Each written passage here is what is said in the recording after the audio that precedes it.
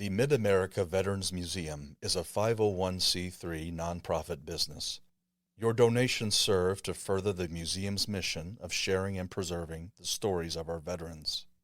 To donate, visit mavm.org and click on Donate. The content covered in this podcast is for general informational, historical, and educational purposes only. Discussions about historical events, military service, personal experiences, or sensitive topics are presented for educational and archival purposes. The views, thoughts, and opinions expressed by the host and/or guests do not necessarily reflect the official policy or endorsement of the Mid-America Veterans Museum. Neither the organization, host, director, nor the guest shall at any time be liable for the content covered, causing offense, distress, or any other reaction.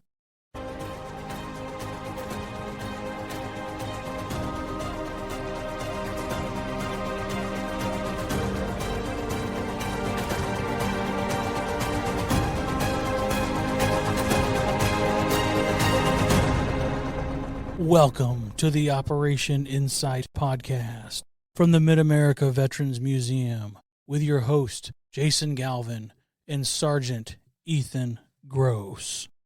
Welcome back, family. Thank you so much for joining us on this show tonight. We have a very special guest. Why don't you go ahead and kick us off? This is the mother of a good friend of mine. Tonight we have Specialist Shanna Hughes-Collins, Army National Guard through Illinois from January 1988 until January of 1996. So as I already referenced, I know Shanna through her daughter, Shelby, who is one of my favorite people. She's a fantastic individual.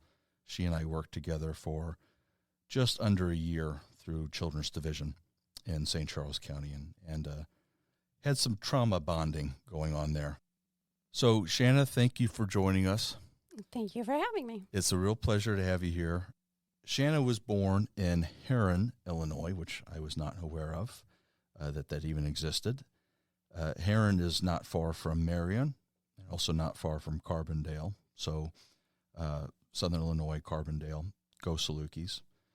But then Shanna, at the age of around 2, she and her family moved up to Chicago, which is funny. There's a funny connection there because the unit in which Shanna and her brother, Sean, would later join was based out of Cairo, not Cairo, Cairo, Illinois, and now it's actually based out of Chicago. So little did they know they were kind of exploring the future stomping grounds of what would become their unit. At around the age of 9 or so, if I'm understanding that correctly, Shanna, they moved back down to Southern Illinois, and this time they moved to Blairsville. So a few things, and I've already warned Shanna about this oddity of mine. Whenever I get the birthplace and the home place of our veteran and our guests, I like to do a little bit of a deep dive. So Herrin is interesting for a few different reasons. One of which is part of what made Herrin such a prosperous town early on was its coal mining industry. And funny enough, part of the reason that Herrin ever got a coal mining industry going was due to a gentleman named Ethan Allen Hitchcock. Now, if that name sounds familiar, at least the first 2 parts of that name, that is because Ethan Allen Hitchcock is the great-grandson of the famous Revolutionary War hero, Ethan Allen, who is famous for his victory at Fort Ticonderoga. Now, as I was doing some research, I got a little confused because just within that one family, there are multiple Ethan Allens, so they wanted to pass that name around as much as they could. For good reason. It's a great name and has a great history. And there's also multiple Henry Hitchcocks. So, Ethan Allen Hitchcock is actually also the nephew of another Ethan Allen Hitchcock. And that Ethan Allen Hitchcock also was a military man and, funny enough, retired in St. Louis, Missouri. Ethan Allen Hitchcock, part 2, we'll say, was the Secretary of Interior under President McKinley. Nice. And his brother, so Henry Hitchcock Jr., he was actually a very prominent attorney in St. Louis. Now, before researching heron and preparing for Shanna's interview, I had no idea that Ethan Allen's descendants had the St. Louis connection. It was actually a pretty strong St. Louis connection. Okay, so enough of that.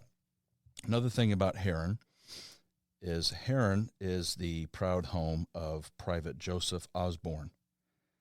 Joseph Osborne fought in World War II. He was a Marine, and he received the Medal of Honor after courageously and valiantly actually hopped on top of a grenade to save his fellow Marines in the Pacific Theater. And so Joseph Osborne hails from Heron, Illinois. And there was actually the USS Osborne named in honor of Private Osborne. So a native son of Heron. The last thing about Heron, this one's a lot less fun. Heron's famous for the 1922 Heron Massacre. Ouch. Which has a weird connection to the first thing I said, because that massacre, it spawned as a direct result of coal mining strikes. And Heron having become a booming town for coal mining, thanks to Ethan Allen Hitchcock, the Secretary of Interior. When the strike occurred and many people lost their jobs and were losing their livelihood, there was a massacre in which I think upwards of 24 people were killed. It's a really fascinating, tragic, but also a very fascinating story. So if you're out there and you're kind of curious about that, I'd highly recommend looking into the 1922 Heron Massacre. I'm guessing at least the massacre was familiar to you. Is that right?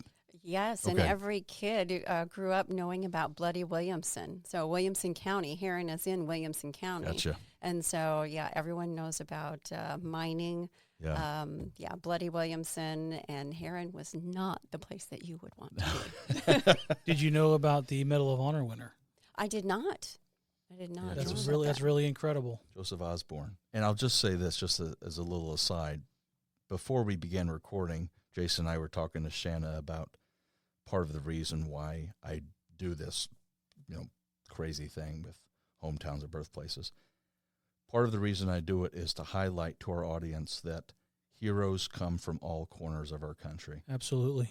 And a little town that I had never heard of, Heron, Illinois, spawned this heroic Marine who died for his compatriots in such a valiant way. So anyway, now the last thing I have to say before we move on to more pressing matters. So after Shanna and her family moved back from Chicago, they moved to Blairsville.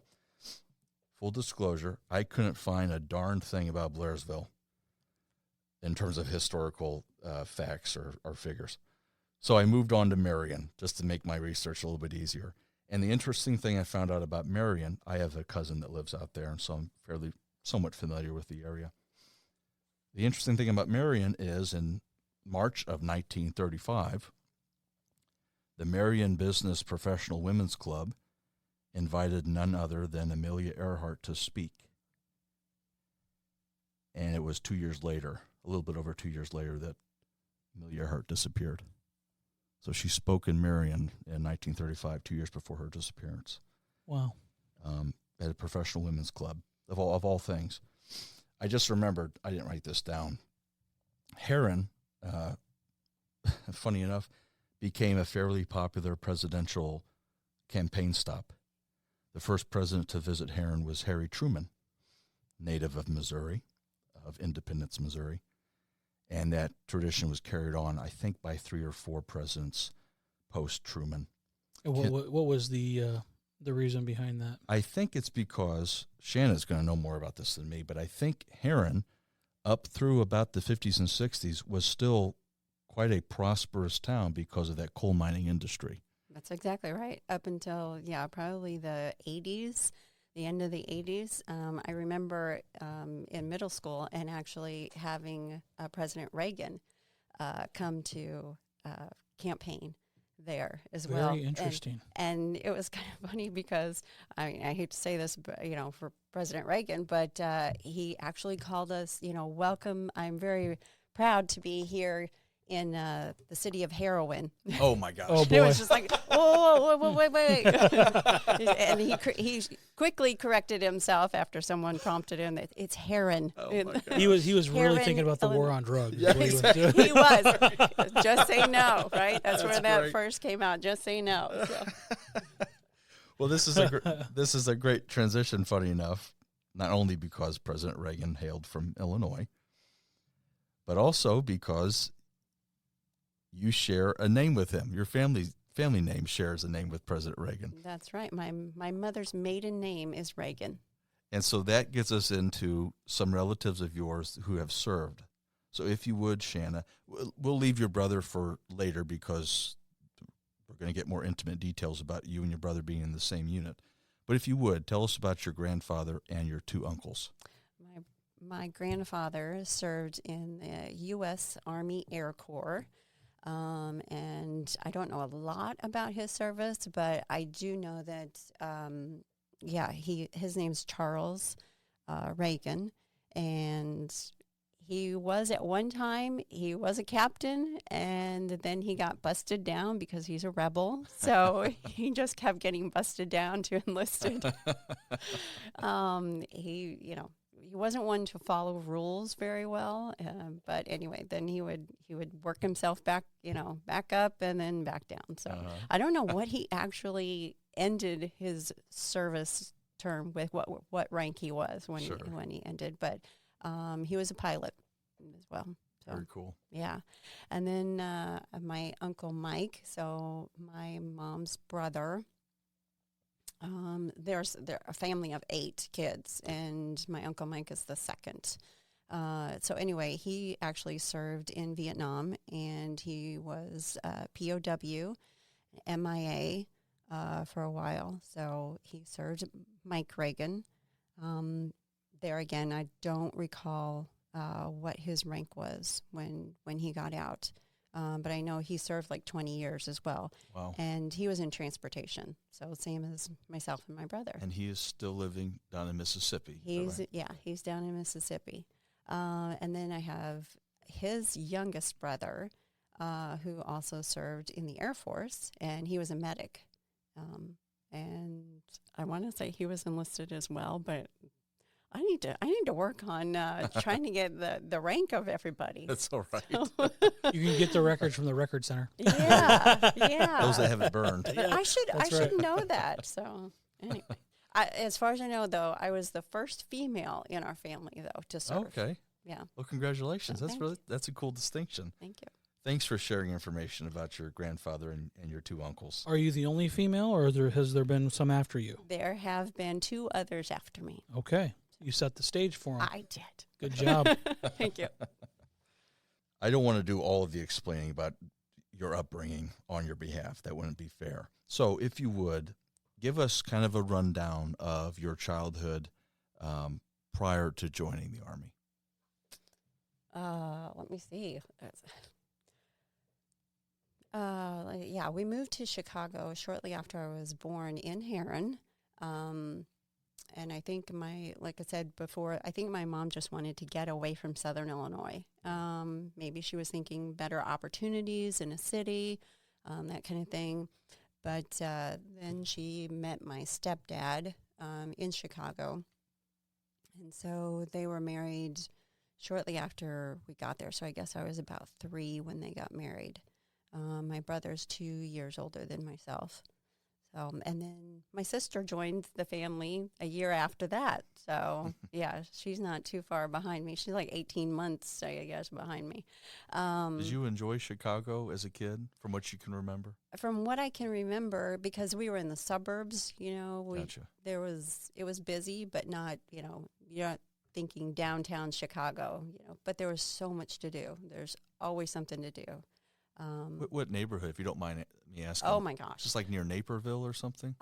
It's funny that you should ask that because we moved like... Oh, so much. 8 times, Oh I my think. gosh. 8 to 13 times in a matter of, 9 years. Wow. Actually, 7 years. So, yeah, it was crazy. It was a whirlwind. Yeah, it definitely was. So we went to Antioch, North Aurora, Rolling Meadows, Naperville, Let me see, what else?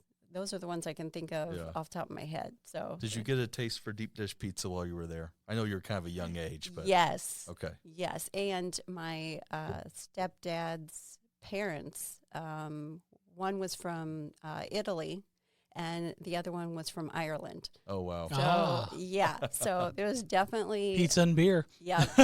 Yes, exactly. I was going to say pizza and haggis, but that doesn't sound as good. No, Pizza and beer. pizza and beer. Yep. So it was Nice. interesting. So then after Chicago, then we moved down to Southern Illinois. What a difference in culture. What a difference. But my mother's parents lived right next door to us. So, I think she wanted more stability. Sure. And rather than, keep moving around, that, we had the property right next to my grandparents. So I grew up with my grandparents right there. That was pretty much, my grandmother was my mother, basically, because my mother had to work 2 jobs. Different income from the city to, out there in the country in the sticks. So that was your grandfather, Chuck, then? Mm-hmm. It was him and his wife. Okay. Yep. Can you recall, and if not, it's okay, but I'm just curious, can you recall any conversations you had with your grandfather, Chuck, about his service? He didn't talk a whole lot about his service at all. I mean... Do you remember any sort of memorabilia or uniforms or anything of that nature in his home? I do remember his uniform. He did have his dress green uniform.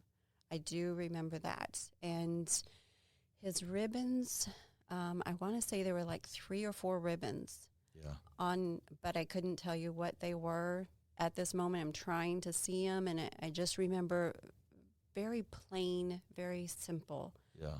It wasn't a whole lot, like he wasn't decorated a whole lot for some reason. I just don't remember. I don't know if those were in a drawer somewhere. Sure. I don't know. How was the uniform displayed, if you can recall? It was in the closet. Okay, it was kind of stashed away. Just hung up in the closet. And the only reason that I knew that it was even there is because I used to do housework over at my Grammys. So every Saturday I was over there, dusting and vacuuming and, doing all of that. And I think more or less that not necessarily that my Grammy couldn't do it, it's that she wanted the company. So sure. Yeah. So I was just there to do that and help her with that. And you mentioned they were kind of like second parents to you. Very much Yeah. so. Yeah. Oh, I would say primary parents, because Mother my was parents working so were often. Were always working, always gone. Yeah. So that's pretty much who took care of us. What do you remember about life in Blairsville? Oh my goodness. So different. There's nothing to do. You watch the corn grow because there's a lot of corn. Once the mining, shut down, Sure. a lot of people had to turn to farming. So, because like you said, mining was it, and it was good money. But once the mines went under, you had to look for another, way of surviving. It's interesting you mentioned kind of dipping into the economic struggles of that area of Williamson County? Mm-hmm. Williamson. Of Williamson County. When I was researching for this interview, Shanna, I found an article about, funny enough, a Maytag factory closing. And this is from like 15 years ago. Mm-hmm. And you would have thought that was their only source of local income, that Maytag warehouse. So I think that just goes to show, and obviously you can tell us personally, that just goes to show how hard of times that area fell onto. Again and again. Yeah. Repeatedly. Yeah. Again and again. I do remember the Maytag, and there's so many people who, once again, they left mining. Yeah. Where did they go? Maytag was one of those that was always there. And, it fell again. And it just, and now going back and visiting, because we still have family there. My brother actually still lives in Heron. And you're just like, this is not what I grew up with. This is not the place that I grew up with. And it's sad. It's almost unrecognizable to you? Yeah, it's, I mean, we were poor to begin with, but it looks even, more destitute and poor, Wow. People are still struggling. They really are. They're still struggling and trying to reinvent heron. Yeah. So. Interesting. I'm curious. This has kind of led me down this path of an assumption, which maybe is not right, but would it be safe to assume that is part of what led you to join the National Guard opportunity? Yes. So tell us about that decision. Most definitely. I knew that growing up there that there was one scholarship, maybe two scholarships that were going to, go to students. And I knew there was no way that I was going to be able to go to college. And that's what I wanted. Because the money wasn't there. There was no money. It wasn't a matter of lack of drive, I'm guessing. Right. Would you have preferred to have gone if you could have? Oh, definitely. Yeah. Definitely. I was trying to find every avenue that I could to go to school. And how am I going to afford this? And at that point, I heard of Pell Grants, Sure. but wasn't familiar with those. And our guidance counselors not putting that out there, putting that information out there. So it was just like, what am I going to do? You're on your own, basically. Right. Yeah. And so my brother, and I was an average student, an AB student, but I knew I wasn't the valedictorian. Sure. A funny side note there that I actually married our valedictorian. You were smart enough to marry the smartest one. I was. It took the 10-year reunion to finally, see him again, but still yet. A little side note there. But I knew that I was not the valedictorian, so I was not going to get that scholarship or the salutatorian. It just wasn't going to happen. So my brother had actually joined the National Guard, and he was starting college courses. Free of charge. Yep. No out of pocket. Oh, that's my ticket. That's where I'm going. So, and he was still, being at home. Yeah. So he was going to college, being at home, and just doing the guard weekends, and then he would have to leave for training, 2 weeks out of the summer or other advancement training that he was going to do too. But not a bad thing. Yeah. We're getting free college. Exactly. Not a bad trade-off. So I was just like, okay, that's the way. But I was thinking, whenever I first went in, I'm going to go active because I want to get out of Southern Illinois. Oh, I see. I want to, this is not for me. Yeah. We need to move, think higher, think more, maybe back to my city roots. I don't know, but Did your brother give you advice? Did you even ask for advice from him? I did. What did he tell you? He said it's work. You got to, put yourself in there, and you've got to, your physical fitness, needs to be at the level that the military wants you to be. Sure. Because before then, you're just living your life as a kid, eating hamburgers and French fries and, doing whatever. You don't care. So it's just like, oh, I got to get serious. Yeah. I got to know how to do push-ups and sit-ups and so on and so forth. So what made the decision between active duty and National Guard clear for you? I actually signed, and this is another side note here, at age 17, you have to have the consent of a parent to sign. Nope, that's not what actually happened. So my brother said, you should, do this, kind of thing. I'm like, okay. So I went to the recruitment and talked to the recruiter there, and he was like, yeah, we'll sign you up. He was just like, we'll get your parent to come in and sign. And I'm like, no. I was like, my parent is always working. So there's no way that I'm going to get her to come here. And besides that, I don't think that she would support me in this because there again, I'm the only female, kind of thing. There's that protection kind of thing going on. Yes. And so I was just like, no, what are your numbers right now? And he said recruitment was down. So I said, well, you really want to get your numbers up, right? So I played the system, and I was just like, I'll tell you what, you give me that piece of paper, I'll come right back in. We'll make sure that, I'll sign today. And he was just like, you'll sign today? It's like, yeah, I'll sign today. So went outside, went to my car, signed my mother's name, came back in, and he took it. He was just like, yep, made my numbers. I'm good. So I'm like, okay, here we go. So, and when I had signed, I signed to go active component. Okay. So as soon as I finished my senior year in high school, I was going to go right into active. Sure. Well, what happened was a mishap in once the paperwork Sure. went to Chicago, or actually St. Louis. It went here to MEPS, Yeah. MEPS station in St. Louis. I don't know how it got mixed up, but when the paperwork came back to the unit, it said National Guard. Weird. So I was just like, okay, evidently this was meant to be. So let's just roll with it. So I did. That's exactly what happened. Can you remember at all announcing to specifically your brother, but also your family in general, that you were joining his same unit there in Cairo? And that was something too, is that, okay, what do I want to do as far as my MOS? Because my thinking was that I wanted to go to college to be a child psychologist. That was my thinking. So I wanted to be like, okay, maybe I need to go in the medical field. But my brother actually said something. He was just like, why don't you do something completely different? He goes, that way you don't get burnt out on, what you're doing for school and doing for the Guard as well.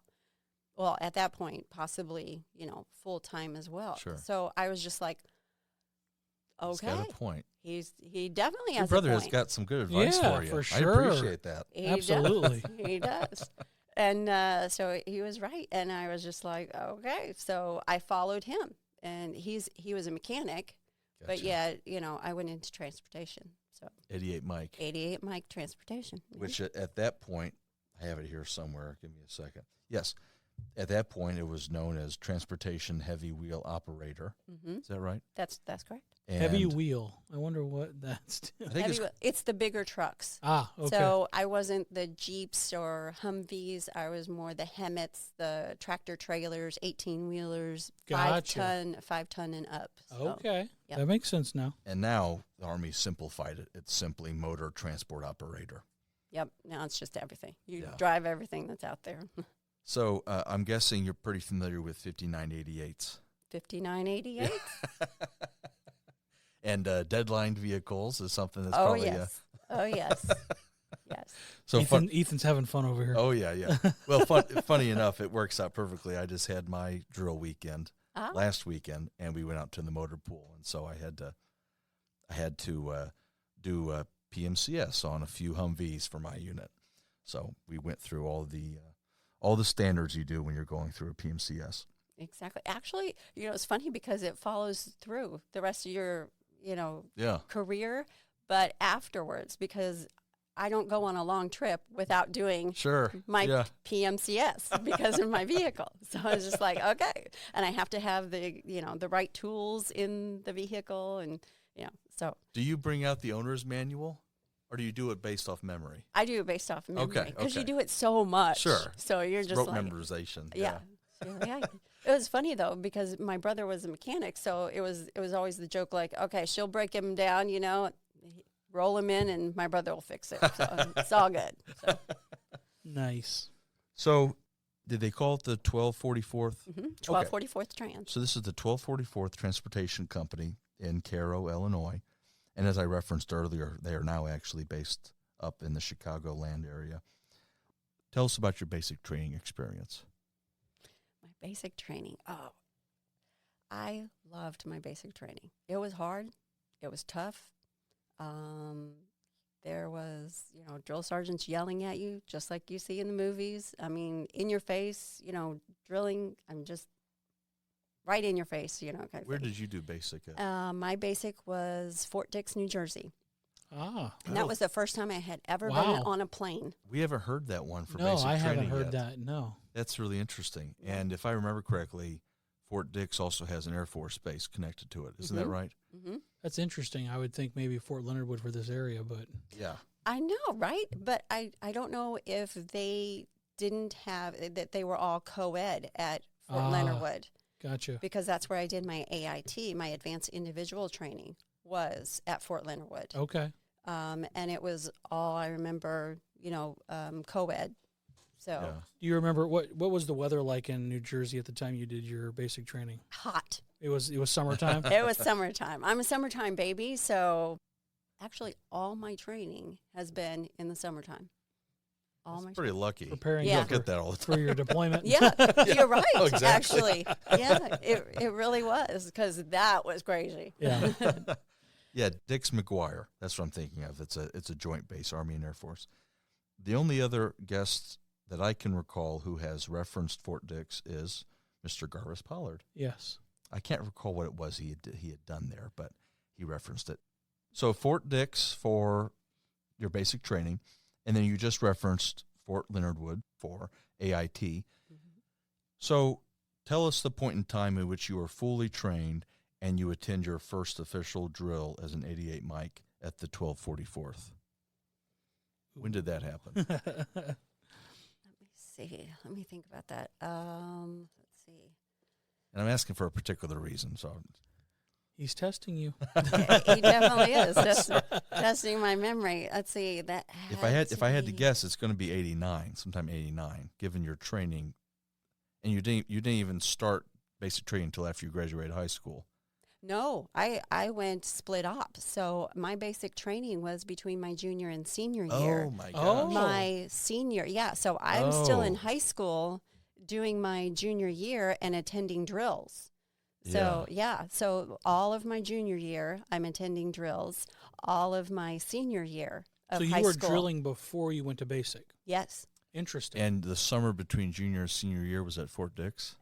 Junior and senior year, yes, that was Fort Dix. And so I came back after basic training. So they train you to be a ready soldier, kill or be killed. That's the motto. And then you go back to high school. And I go back to high school. I go no right one, into high no school. one could touch Shanna over there. Definitely not. No. I think that's the first I've ever heard that. That's amazing. Attending. Do they still do that? basic. Is what I'm wondering. I don't think so. It's called split op is what it? it's Okay, called. that's Split interesting. op. Yeah. Wow, that's news to me. Yeah. And so right after my senior year, I graduated, I want to say like on a Friday night. That very next day, I'm on the bus Now, we have headed heard to that. Fort Leonard Wood. We Yeah. have heard, but not that they did training before. The basic training in Right. particular. Yeah. The drilling, I Yeah. knew that occurred, but the basic training, I don't think I'd ever heard that before. Now, did your school or town or anything recognize the fact that you were still in high school and did basic training? Nope. No one mentioned it or anything, huh? Nope, nobody mentioned it. And I do remember telling my friends, that this is what I was doing and so on and so forth. And it was really looked down upon. Like, Really? why would you do that?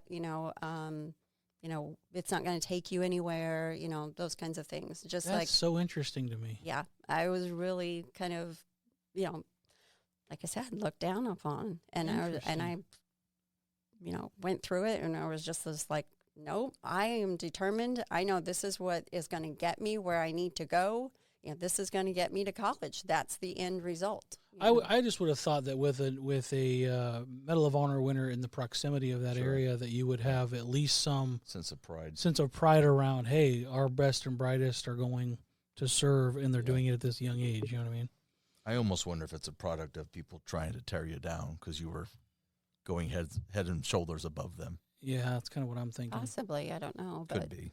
it was difficult to go every day. And then it's funny because once my senior year, and of course they announce it, what you're doing after high school, and once that was put out there, then there were several guys that I went to school with that had joined the Guard as well. And so I did was they just go to like, basic at the same time you did, or after you did? No, after. Okay. So it was after high school that they went. They joined as a result of hearing that you joined? You inspired their journey? That's what it seemed like. Yeah. I don't know if maybe they had talked to a recruiter prior to that. I don't know. But timing-wise, it seemed to line up. But where maybe- timing-wise, it was just like, oh, that's cool. okay, well, hey, Shanna can do this. Yeah, By golly, I yeah. can do this too. Absolutely. So- You influenced some folks. So That's I- awesome. Yeah, I hope so. So, okay, you finished your training. You've graduated high school. You are now a full-fledged trained 88 Mike, and you are officially a fully trained soldier with the 1244th with your brother, Sean. Right. So- And yeah, that had to be in late 89. So That's what I was probably thinking. the fall of 89 is Yeah. when I'm, back with my unit, at least I would say August of 89. Yeah, and that's exactly sorry to ask you for an exact date, but the reason I was asking is because now I know just a little over a year after that, and you're deploying. Yes. Fall of 90. Yes. So before we get into that, because we're both really interested in hearing about that experience, tell us what it was like to be, I haven't interviewed anybody with this experience yet, what it was like to be in a guard unit with your brother, doing very similar things. I love the fact that my brother was there. It kind of like, the jokes for the newbies, especially in transportation. I don't know if this happens everywhere else. I can just tell you this is my experience, that one of the guys, especially being a female, okay, and we're talking a unit that has 2 females. It's the only 2 females. Wow. One is a cook, and the other one is a heavy wheel operator. So, and a new heavy wheel operator. So of course there's that I have to overcome, and it's just like, and that's where my brother, thank goodness that my brother was there, because they would tell me to go get something that never existed. Sure. Yeah. And so I'm just like, okay. And so I would go to my brother first. Blinker fluid? Yeah, exactly. And they were doing this to me. Mind you, I hadn't had my AIT training yet. So I had done my basic training, to be a soldier. But not your MOS training. But not my MOS. So they would, definitely pull this stuff, and I'd go ask my brother. It's just like, what is this? He'd be like, real? Scoundrels, man. Yes. And especially, those that wanted to undermine, a female being in this all male, company, excuse me. And so those are the things. But my brother was there again, the advice that he had, that brotherly advice of just like, hold your own. Sure. As far as a female, I'm sorry, but you're going to have to work twice as hard. And I did. I did everything I could to prove that I deserved to be there. And you earned their respect, right? Yes. Yep. That's exactly right. That was really interesting. Like I said, positive I loved experience. Yeah, and I love the fact that my brother was there, and my uncle Mike, that was the POW in Vietnam. He was actually in that unit as well. And he had served in that unit. He got out of 1244th Trans, I think it was like a year before I had gotten into. That's right. And he was a heavy wheel operator. And was it Mike that had been a Marine at Vietnam? Is that right? Okay. He was a Marine, and then switched over to, the National Guard, Army National Guard. Marine retirement home. Yep. As our friend Sheldon Hartsfield educated us on. Okay, so the next thing I wanted to mention is an article from the Chicago Tribune, and that article was dated September 19th, 1990.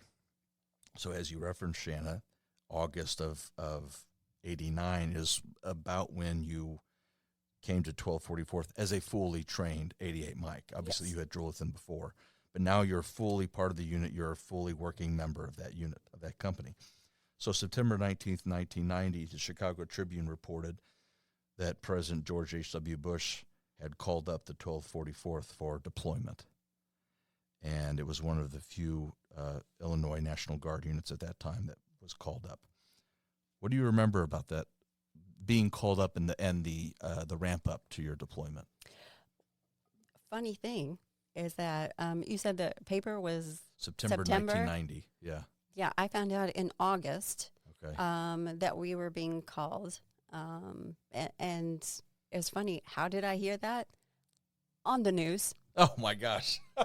Yeah, last to know. I was watching the news because, you hear everything that's happening, in Saudi Arabia and Iraq and Kuwait. And so I was intently listening because now you're hearing of Marines, that are deploying and they're ramping up the forces of, the United States and other nations. And so I was listening to that, and sure enough, there's my first sergeant, and he's on the TV saying that we're being called up and deployed. What an announcement! And I'm just like, and it wasn't more than, I'd say, a couple hours after that had aired. Yeah, I got a phone call. Yep. Said, get ready. You've got 24 hours to report. And so we were at the my guard unit gosh. within 24 hours. And that was in August. It's so Yeah. typical Army. Wow. Yeah. That's great. It was just like, oh, my goodness. Was there a training period from when you guys had to report to when you flew over to the desert? Yeah, we went to Fort Benjamin Harris and in Indiana, and so that's where we did some training there. How long did that I take place? I want to say it was like a month that we were training there. And so that's why I'm thinking maybe Chicago got that September date. Was That's it briefings? Was it what contained into the training? Oh, it was a bunch of things. It was hand-to-hand combat again because, mind you, I'm less than a year, just having formal training. Sure. Where there's some that haven't had training in years and years. Sure. Yeah. So there's that hand-to-hand combat, rifle qualifications. I'm guessing a lot of medical stuff. Tear vaccines gas. and things. Oh, yeah, a lot of Just the vaccinations. SRP type stuff, Yes, readiness. yeah, that's exactly. You mentioned the gas mask Mm-hmm. and preparing for chemical warfare. Yes, That was big in the desert. yes. Yeah. What do you recall about that training? Because it is fairly unique to Desert Storm. It was, I remember the urgency that you've got to know this and you've got to know what to do and you've got 90 seconds to deploy your mask and clear it. And so we went over that training over and over and over again. It was constant. And so definitely it was memory recall when it happens. So second nature. But I do recall that my mask would not seal. It could not seal. Was it a size thing? It was the way that my jawline is compared to the mask. Yeah. And for some reason, it just would not seal. So it was funny because we went through probably 12 different masks trying to get it to fit. And at some point, I think it was like the fifth or sixth mask that wasn't working. I could still, feel and Air smell coming through. everything, right, Yeah. coming through there. And they were like, well, you may not be deploying with us. Roll the dice. Yep, you may be right here. Well, come to find out, my brother was having the same issue, even though we weren't even talking at this point, because we're doing so much training, we're not even seeing each other. He's having the same issues, the same jawline. And so they actually went over to, I guess, some Air Force base and got a pilot's mask, a pilot's gas mask. How about that? And that's actually what fit. It's sealed. Sealed completely for both myself and my that? brother. So, yeah, we had these really cool, pilot masks, that That's great. everyone else, just wished that they had. So, I've never heard of going through multiple variations of gas mask and it won't seal based off like the jawline. Yeah. That's fascinating. It was just, it was unique. I can tell you that. The guard unit ran out of money trying to get those masks. Yeah. That mask actually stayed with me, and we had a spare that stayed with me my entire career. Oh, wow. Through there. That wanted to same make sure pilot's mask? Yep. That's so Wow. cool. Yep. Another first. We haven't had a veteran who has talked about having a pilot's mask for CBRN. Is that what they called it back then? They still call it CBRN? Uh-huh. Okay. The Army doesn't change very much in such funny ways. It works, so they go with it. Exactly. Why fix it if it ain't broken? Exactly.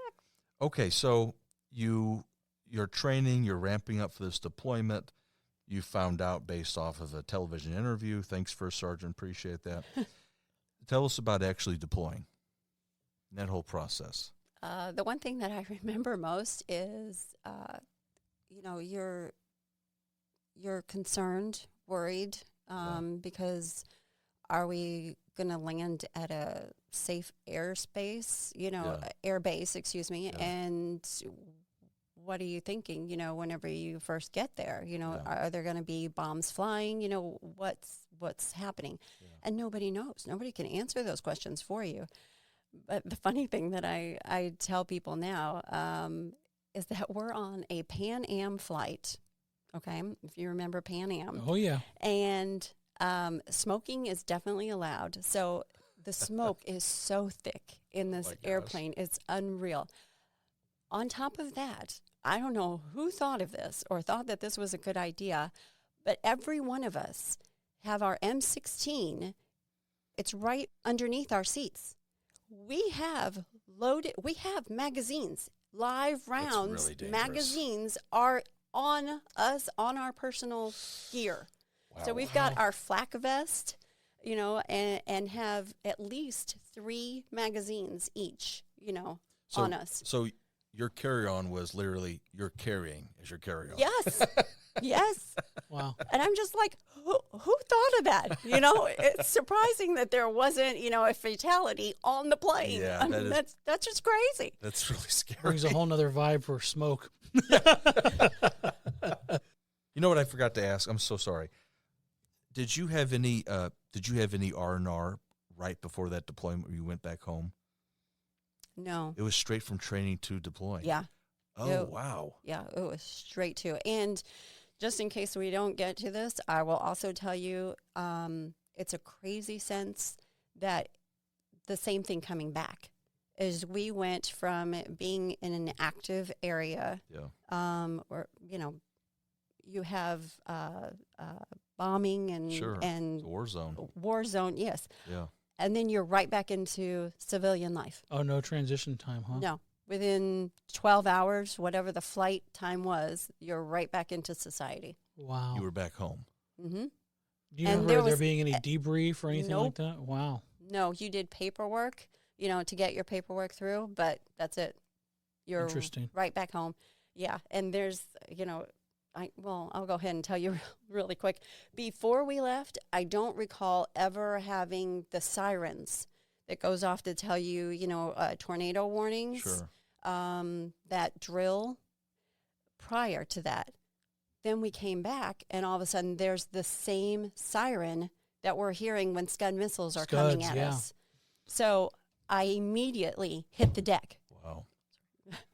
That's another first. What we have heard before is car horns, things like fireworks, obviously. Mm-hmm. I haven't heard the tornado watch siren. Yeah, I mean, those sirens that we hear here in town Sure. for the first Monday of every month, it sounds exactly like that. That's incredible. Yeah, exactly the same. And so I automatically reached for my mask.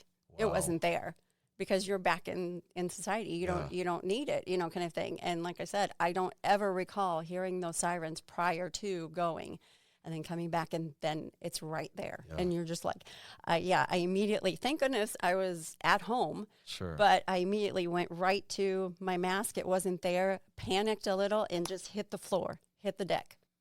How long from the time you guys got back, that 12 hours and you were back, to when you had to drill again?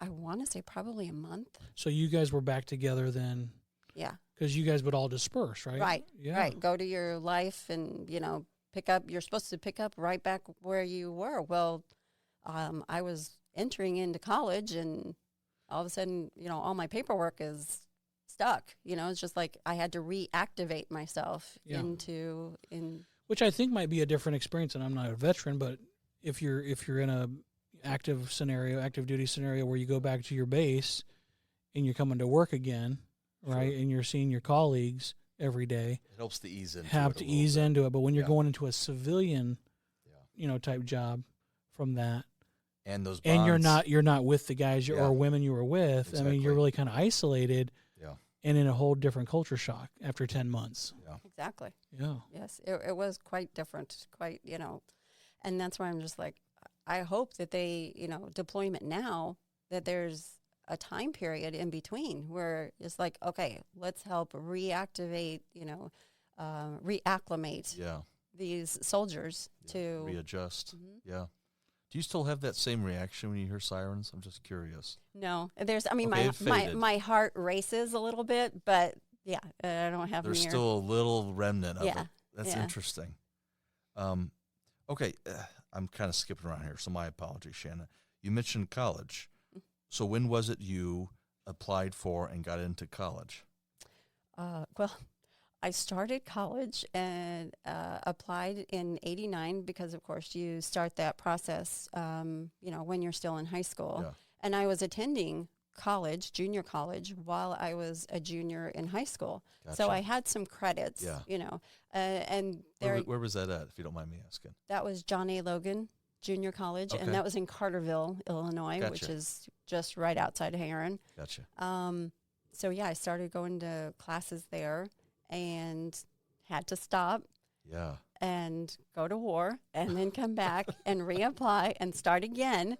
Well, get a load of this. I start again, and then Don't tell me the credits are lost. no, actually they're intact. Okay, Thank goodness. I did have to have some classes over again, Okay. but then I was still in when the flooding started. Oh. So Here I in was St. Louis, I was 93. called to active duty Oh, wow. so I had to stop Wow. college again Oh, my gosh. to go and do flood duty. So it took me a while to Yeah. graduate. It was just like, and then after flood duty, then I started college again. It wasn't for lack of trying. The No, Army I wouldn't let her do it. I kept trying. We're going to have to definitely talk about the flood. Yeah. Okay, but I don't want us to skip over the big story here. Yes. 10 months in the desert, as Jason referenced. 10 months in the desert. Before that, you already answered not being able to visit home. Did you at least have a phone call with your mom and stepdad and family before you and your brother actually flew over? Yes. What was that like? Well, it's funny because they actually had at Fort Bend, they had a reception that your family could come to Oh, okay. and see you. Gotcha. So we couldn't go to them, but they could come see us Gotcha. prior to going. And I think that was like right before, like the night before we left. Wow. And I do remember it was funny. Well, not funny, but emotional that my grandfather came, and my Grammy and grandfather came, Wow. and he pulled me over to the side and said, watch yourself, take care of yourself. He goes, watch yourself, watch your back. And at that point, I didn't quite know what he was meaning, Sure. just like take care of myself. Okay, I got that.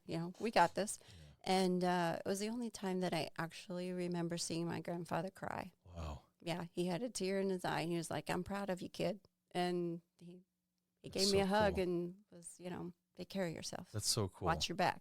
Yeah. So, You think back to that moment where Shanna happened upon his old dress uniform in the closet and going to the day before she and her brother deploy, and she has this emotional moment with her grandfather, with Chuck.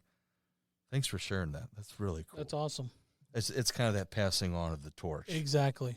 It's a fantastic story. I think he was proud of me, and he told me that. He was like, the fact that I was a female, the first female in our family, and to wear the uniform, and he was really proud, and that was it kind of stuck with me there. Yeah. It's a great story, Shanna. Great Thanks story. for sharing it. Yep. Okay, so the Army charters a Pan Am flight. Yes. Typical Army. Everyone's locked and loaded. Again, typical Army. It was unbelievable. Everybody had their weapons on the flight. Okay, so tell us about, you already kind of referenced the uncertainty of what are we about to fly into. Mm-hmm. But earlier you said something that caught my attention. The reason you knew you were about to deploy is because you were intently watching the news when all of a sudden your first sergeant's face pops up.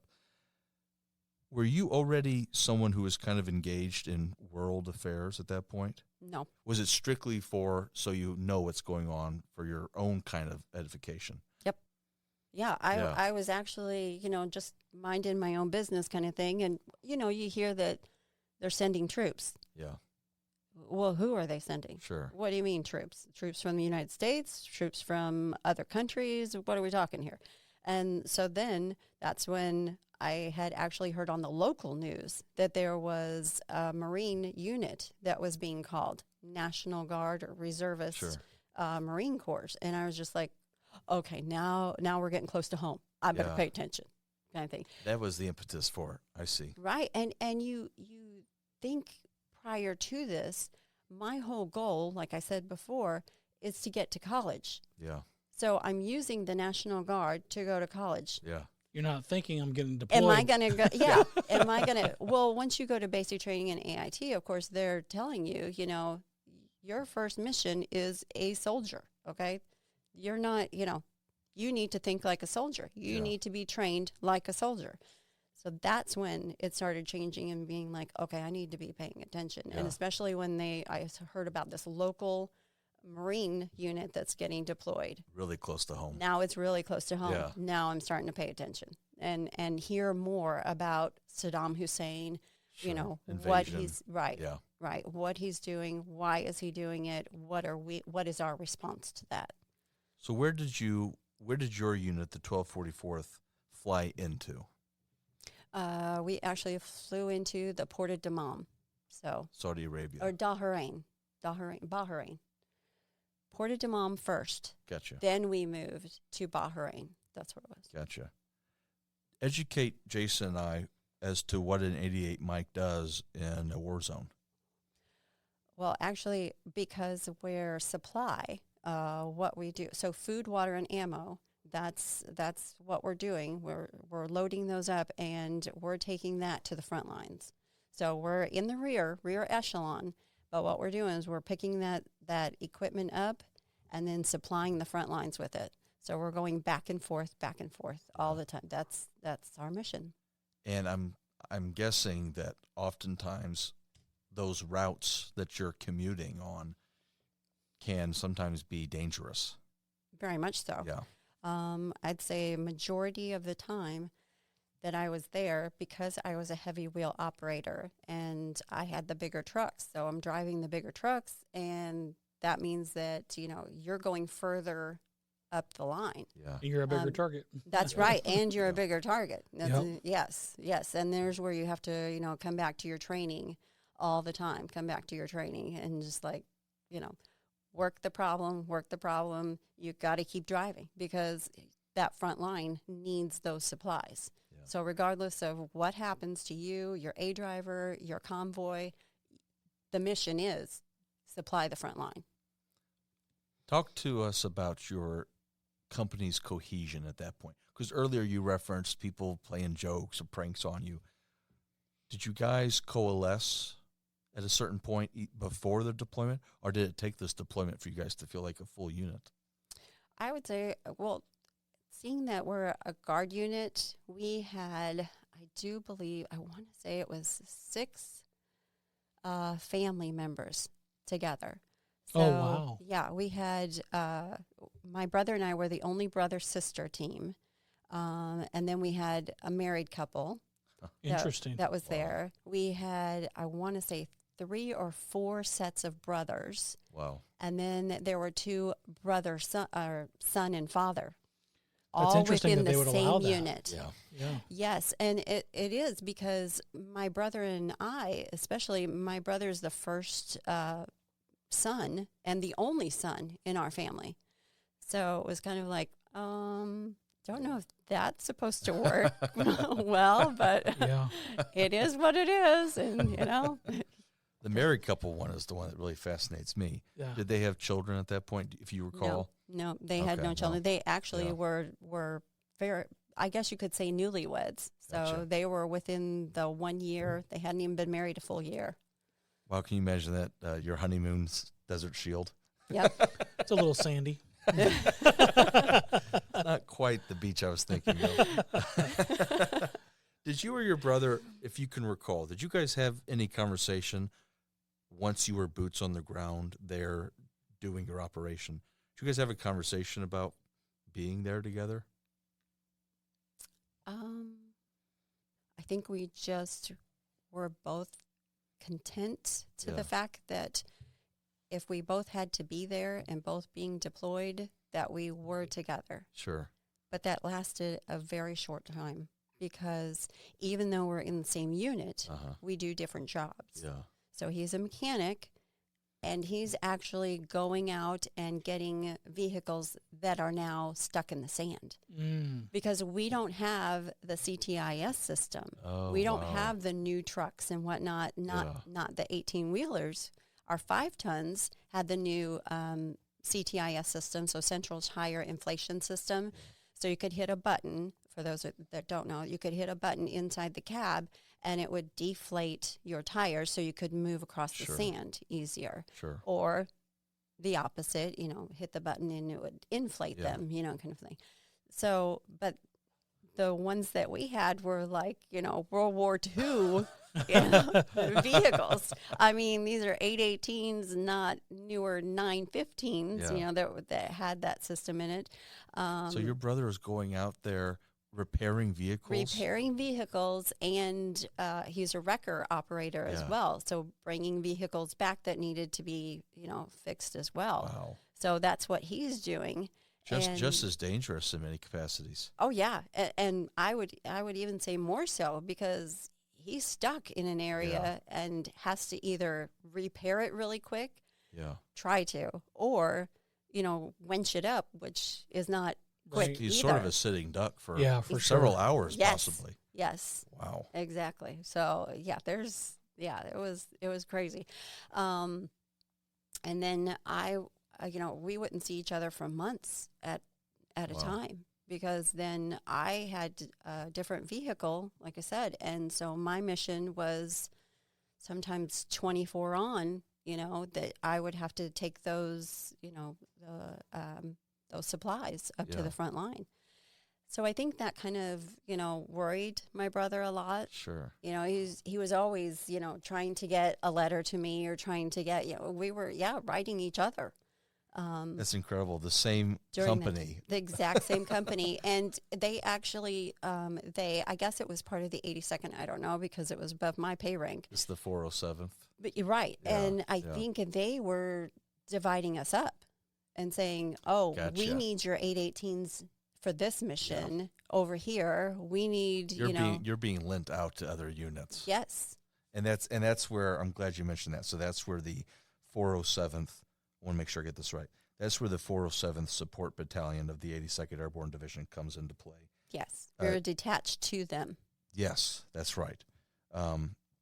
At that point in time, during Operations Desert Shield and Storm, the 407th was technically known as the Supply and Transportation Battalion, hence why you were delegated out to them as an 88 Mike. Yes. So for 10 months, you're there, boots on the ground. How many scary moments can you recall having? Is it too many to count? There's a lot, but you get used to it. You get, just like, for one, I'll give you one example, the Scud missiles. So you hear the Scud missiles and you're panic at first, but, training kicks in and it's just automatic. We did so much training with the masks and, against chemical warfare. Sure. So it's just second nature. You grab your mask, you put on don and clear within 90 seconds. Okay, good. Then you start to put on, the rest of the outer gear. Sure. And it gets to a point where after months and months of this, and Scud missiles are coming in all the time, all hours. It's constant. Yes, it is a constant. You're being woke up. At first we're all getting to a bunker, and then though that stops, the bunker stops. You're still donning and clearing, but the bunker stops and you're just, wherever you are at that time. Well, then it gets to a point where, okay, you don't need to put on the outer gear. You just need to put on your mask. Okay. So all hours again, it's coming at you. But there is this progression of easement of Yes. how necessary is all of this equipment Yes. and procedure. And then at the very end, towards the last months, kind of thing, you're just like, No mask. okay, I'm done. I'm just If done it happens, it happens. If it's at 2 a.m. and it's, this one really does have chemical warfare, I'm good. Okay, I'm done. And mind you, at 20 years old, I'm only 20 years old, and I'm saying, this is it. Okay, fine, I'm done. Yeah, being woken up in the middle of the night many, many times to put on gear that's probably hot. Yes. Yeah. And you've done it so many times So many where times. nothing happened. Yes, nothing happens, Yeah. and you're done. You're just Absolutely. You become numb to it. yes, you do. And the good Lord wants to take me at 20, so be it. He's going to take me at 20. So that's one of those scary the moments. scary moments. Yeah, that That like you became numb to that we over time. became numb to. Same thing with when you hear firing at you Sure. with a rifle, and you know that they're just a few yards away from you. Yeah. At first, you're like, holy crap, I'm ducking while I'm still driving because, there again, you have to get your mission completed. Yeah. So I'm like ducking down the wheel, and trying to still see through the wheel and carry on. And then it gets to a point where you're just like, okay, it's far enough. I realize it's still far enough to where it's not going to, hit me.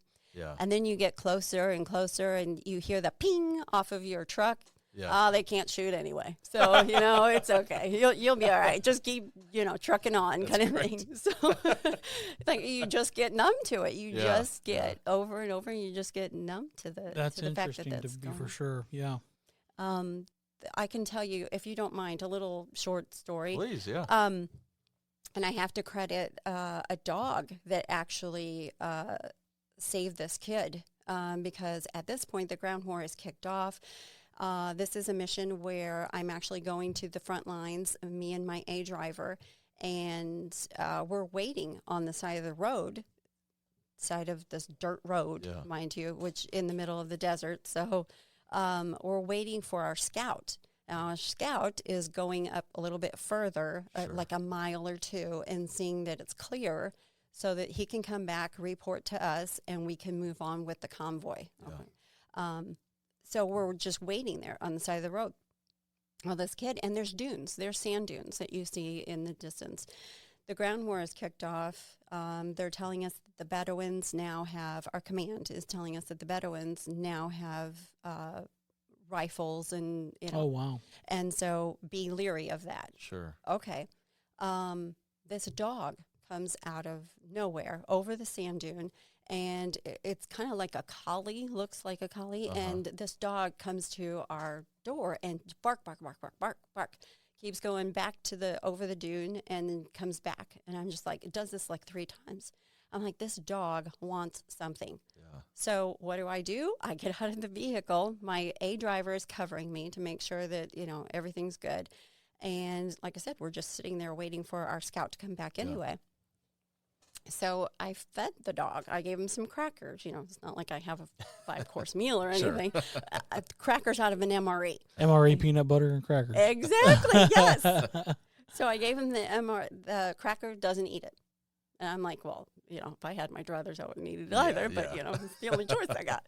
So he goes back over the dune, comes back. Now, this is like the 5th time. And I'm like, D, cover me. So she has her rifle. She's like, don't be doing it. Don't be doing it. I'm like, there's some reason that this is just odd behavior. Yeah. So I go over the sand dune and down into the valley there.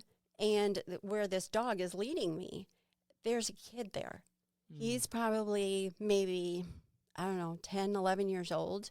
And the Bedouins and their families go through trash that has been left, just to get whatever they can out of it. Well, the kid stepped on a landmine. Oh.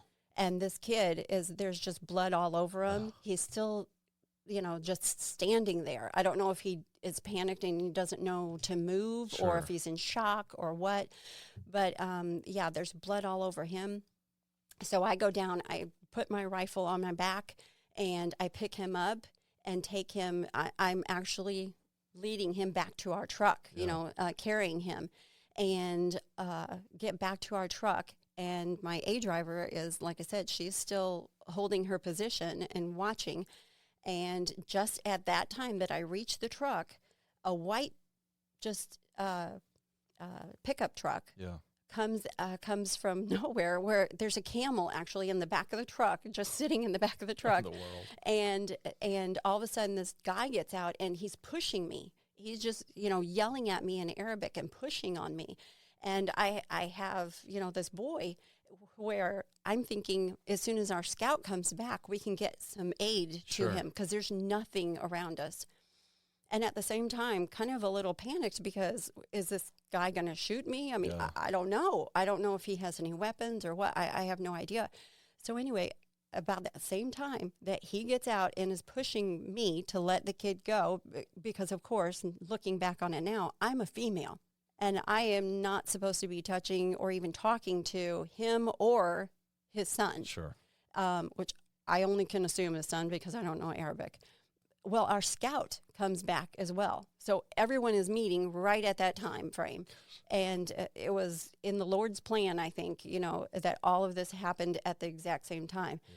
Because once the scout comes, the lead driver can speak Arabic. Oh, wow. Okay. Pretty well. I mean, pretty fluently. It sounded like it to me. So he actually took the kid and they switched drivers. So his A driver became the driver. And he told the father, which now the scout has the boy in his possessions, is in the back of the white truck. And the white truck is now following the scout to the medics. Nice. Yes. With camel. With camel. Yes. The camel is still the in camel's there. just hanging out. Yep. Still in there, just, minding his own business. So it was, kind of one of those stories where it was scary. Yeah, but chaotic. I credit this dog for saving this kid's life. Animals know, man. Yeah, they really do. I can only assume that, everything went back because I never saw the scout again. Yeah. I never saw the kid again. I was going to ask if you knew the resolution of that. No, I can only pray that, that he How badly injured was he? I think he probably lost his leg. That's what I was going to ask, if there was amputation necessary. Yeah, I think he probably lost his leg because there was nothing whenever I was holding him. There was just nothing there. It was just dangling. So if I understand correctly, I'm really curious about this story. I want to piece through it. Yeah. That boy's family, presumably, if you think I'm wrong somewhere, just tell me. That boy's family presumably had gone through that area. That boy had stepped on a landmine and was left by his family? Left. There was nobody there but the dog. What a strange You think they sequence of left events. to go get help and they just... Maybe. Well, that's kind of weird, though, that they would leave him. Very weird. Yeah. Very weird. Yeah, and most of the time that we saw, it was actually the father figure would be standing there watching, I guess watching the area, doing security. I can't say for sure, but he would be standing there watching his family go through the trash, picking through the trash. Because it was usually the mother and the children that would, rummage through the trash. So you really had to go without knowing what the resolution was. Yeah. It ended right there for you at your point. Yeah. Yep, it ended there. So. And not only that, but you kind of skipped over something, Shannon, I was curious about. You mentioned that this boy had obviously stepped on a landmine, is bleeding profusely, and you just walk over there and grab him. I just grabbed him. You don't have any regard for possible other mines, which I applaud you for. No. You had a mission and you accomplished it. Yeah. Without any regard for your own safety. I know. Looking back on it, that was really stupid. The whole thing was stupid. I didn't want to say stupid. No, I should not have even went into the dunes because it could have been any path along there. Yeah, exactly. Could have had other mines. Yeah, they're very mine heavy in that war. Right. That's right. To clear it, they had to run sheep on, we had animals, we had referenced this earlier before we started recording, Shanna. A previous guest of ours, Mr. Sif Sifford, another Desert Storm veteran, he had told us that Saddam's troops, the pilots specifically, would just drop mines from their planes all over the place, just all over the countryside. Thank goodness I didn't know that. Thank God. It's kind of incredible. Yeah. But we didn't even know about landmines or the mines prior to that situation. Nobody had informed us of that. Wow. I mean, and we're a convoy. You think somebody would have told us these things. And maybe they did for good reason. I don't know. But, They didn't want the thought in your head, maybe. I don't know. That doesn't seem fair to the soldiers to me, but... Looking back on it now, I would totally agree with that. Another interesting point that your story kind of raises is that boy being left there alone, having been abandoned by his family, I think is an illustration of the chaos of war. Who knows what was going through that family's mind? They might have just thought, we have to survive. And on the flip side of that, the spirit of American soldiers and Americans. Yes. Very much so. Very much so. It was not a directive of yours to go save that boy, and yet you did it anyway.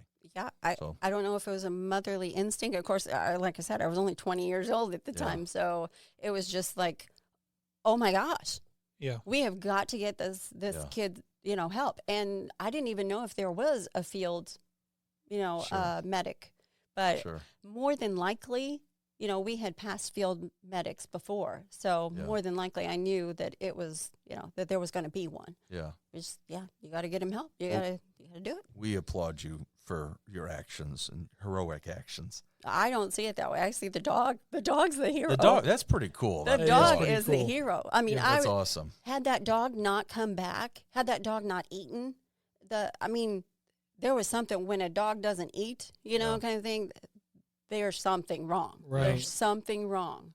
And you'd already mentioned that landscape was just dune after dune. Mm-hmm. Who's to say if that was the father? We'll just presume it was. Who's to say that the father, when he came back in the truck, would have even been able to find that boy at Right. that point? It all would look like the same. Maybe he knew the land better than I'm thinking, but you never know. That's true. But I always think that the Bedouins, they've been living this for centuries. Sure. So Another thing I wanted to mention, I'm really happy that you brought up this detail in your story. Your aid driver was a female. yes. So was it 2 female drivers going down these routes? Mm-hmm. That's fascinating. Yep. 2 female drivers. Was that happenstance or was that planned? You No, know? that was planned because when we got separated, in other words, when the 82nd took our 818s, all the 818s were all female drivers. Gotcha. So all of those were paired female drivers. Now, prior to that, like whenever I was driving my 5-ton or a Hemet or anything like that, it could be a male driver with me sometimes. Gotcha. So Gotcha. it just that was all luck depends. of the draw, but this was more specific. This was specific that once we were separated, Yeah. that all of us were females. So now our sergeant in command was a male. Gotcha. So we didn't. But he wasn't doing the driving. He was just giving out Yeah, commands. he was giving out the orders Yeah. and logistics. Yeah. The logistics. And we had a logistics officer who was also with us Gotcha. when we went with First Sergeant Ritter of the 82nd. Okay. Then he was, those 2 were our males and took care of us and, got us what we needed. Were these solo trucks traveling down the road or were you guys in a convoy? Depends on the mission. So sometimes we were all by ourselves, like the story that I just told you, we were all by ourselves. Yeah. Wow. So for that one. And there's other times where you have 3 or 4 of us together. So Yeah, that's really interesting. just depended on the mission. And it seemed like once you got back, returned from your mission, you got a few hours sleep. Sometimes you turned around and you went right back out. So if you guys had a kinetic engagement, it would have been 2 females in this engagement. Yes, during this period of time. Wow. Yes, which is when the ground war kicked off. Yes. Prior to that or after the ground war was finished, then we would have a male with us, which brings up a different story if you want to hear that one. Sure. Yeah. So the ground war has already been ceased. We have a ceasefire. There's no more tanks. Tanks are clearing out. Well, me and this aid driver that I have, who's a male, and mind you, not even a male from our own unit. He's a male that I have that I've been on this mission with, who's with the 82nd. So, and little did I find out later that he was also from a National Guard unit from New York. So Army National Guard unit from New York. Wow. Okay. A hodgepodge of people in Yes, this unit. just Yeah. kind of put together kind of thing. So we're on this mission together. We come up on this Marine unit that's there, and they're clearing out the Iraqis that have been in these bunkers for months and months and months Wow. in these bunkers.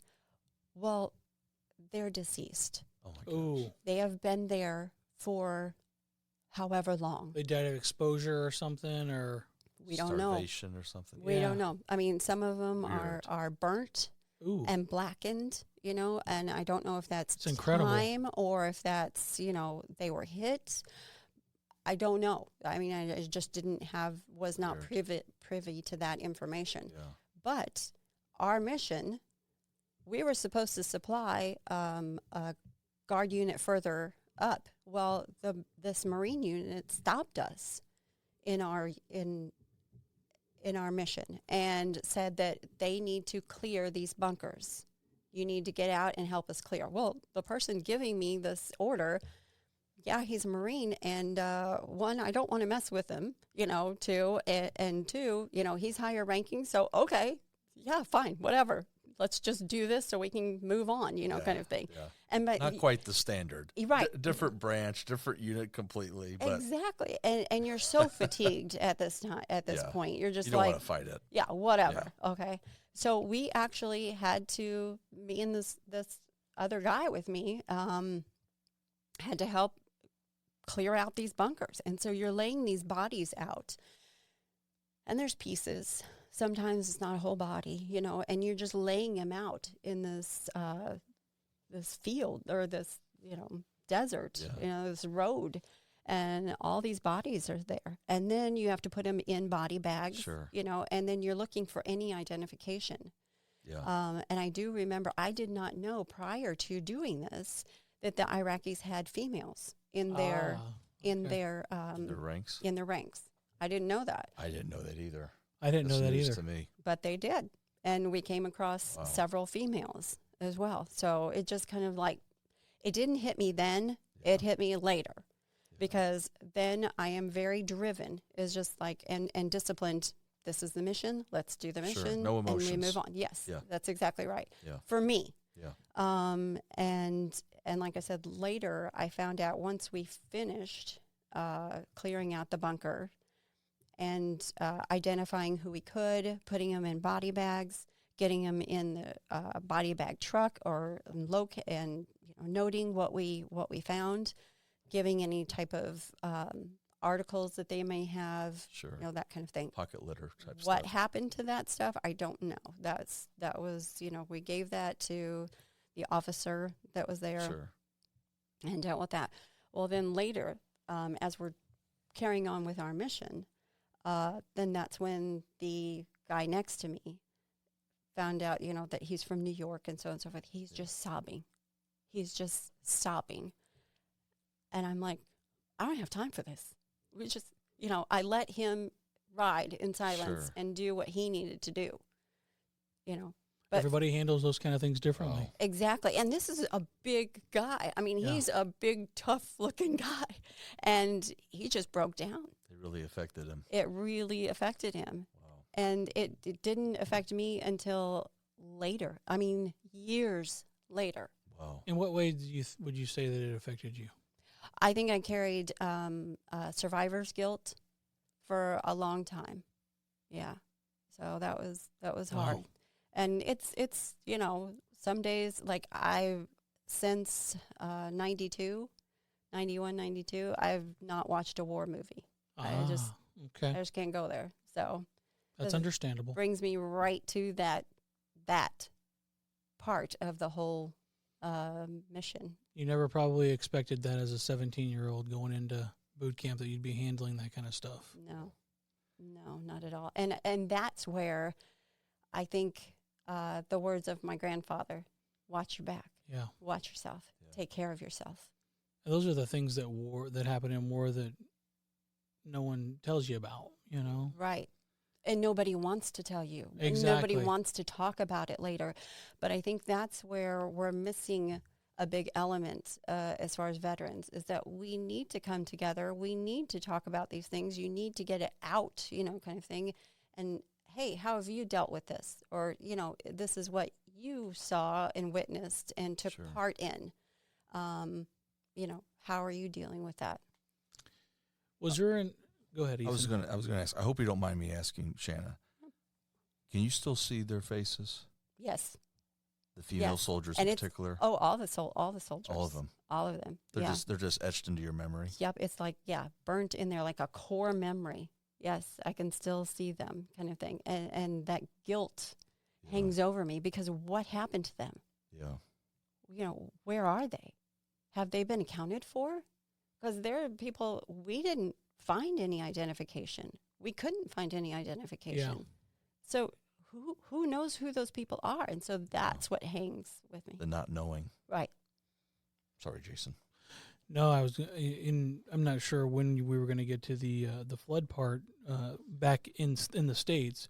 But one of the questions I had is, there was a lot of destruction with that '93 flood back in St. Louis, and you were called back up to support that. Was there destruction or death in any light the same as what you experienced, what you just modeled to us here?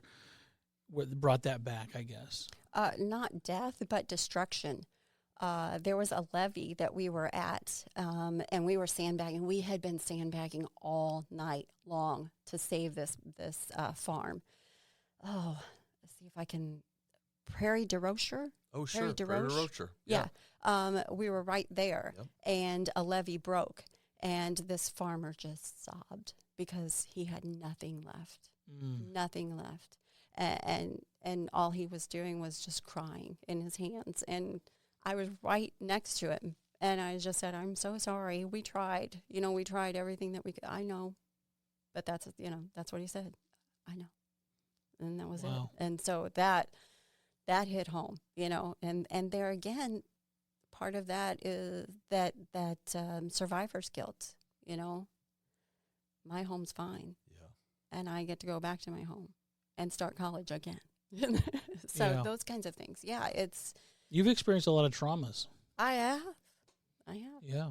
Prairie de Rocher is not far from where my paternal grandmother lives, Dupo, Illinois. So I recognize that name right away. There was a lot of families that it was bizarre to me. I just didn't get it. They've had flooding over and over and over again, and they keep staying in the same place. And I'm just like, why don't you move to higher ground? And they refused to move. We were trying to, there were people who did, take the offer that the National Guard was coming in and boxing up their personal belongings, and putting it in storage for them, and so that they could get out of the way of the water. There are people who just absolutely refused, and they lost everything. I mean, the water came in, levee broke, and just destroyed their home. You think of Katrina, New Orleans, people who had generations had lived there and they didn't want to leave. Yes. There's something that happens in the psyche where you don't want what you would consider your life to be taken away from you, and part of that is where you're from or where you live. Exactly. I want to ask about one more story from Desert Shield, Desert Storm, and then we'll get into a little bit more about the flood. Because I don't want to pass up this moment. I think Jason and I both had that epiphany at the same time. To me, it is just, I think epic is the right word. 2 female truck drivers going down this dangerous route, Desert Storm, and encountering things that are really intimidating. Did you and what was your aid driver's name? Deanna. Yeah, I called her D. Mm-hmm. Can you recall a conversation that you had with D on that particular mission where you guys talked about being, quite honestly, just female soldiers there in a war zone together? I don't think that either one of us really looked at ourselves as being female soldiers. We're just soldiers doing the job that we were trained to do to the best of our ability. And I'm so glad that I got paired with her, because I didn't know her prior to this. She was actually an attachment to the 1244th from Springfield, Illinois. Gotcha. So right when we got into country, at Fort Benjamin Harris, that's where they actually said, okay, we've got these people from Springfield, and here you go. Yeah. Hope it works. Are you still in contact with her? No, unfortunately not. Shortly after we returned to the States, then they, of course, went to Springfield, Illinois, and, on with their lives. But the funny thing is, it still sounds like you have a bond with her. Oh, I would love to see her. Yeah. I absolutely would absolutely love to see her. So that bond never dies. It even though never the dies. communication's over. Yeah, the communication is just kind of Yeah. over. Yeah.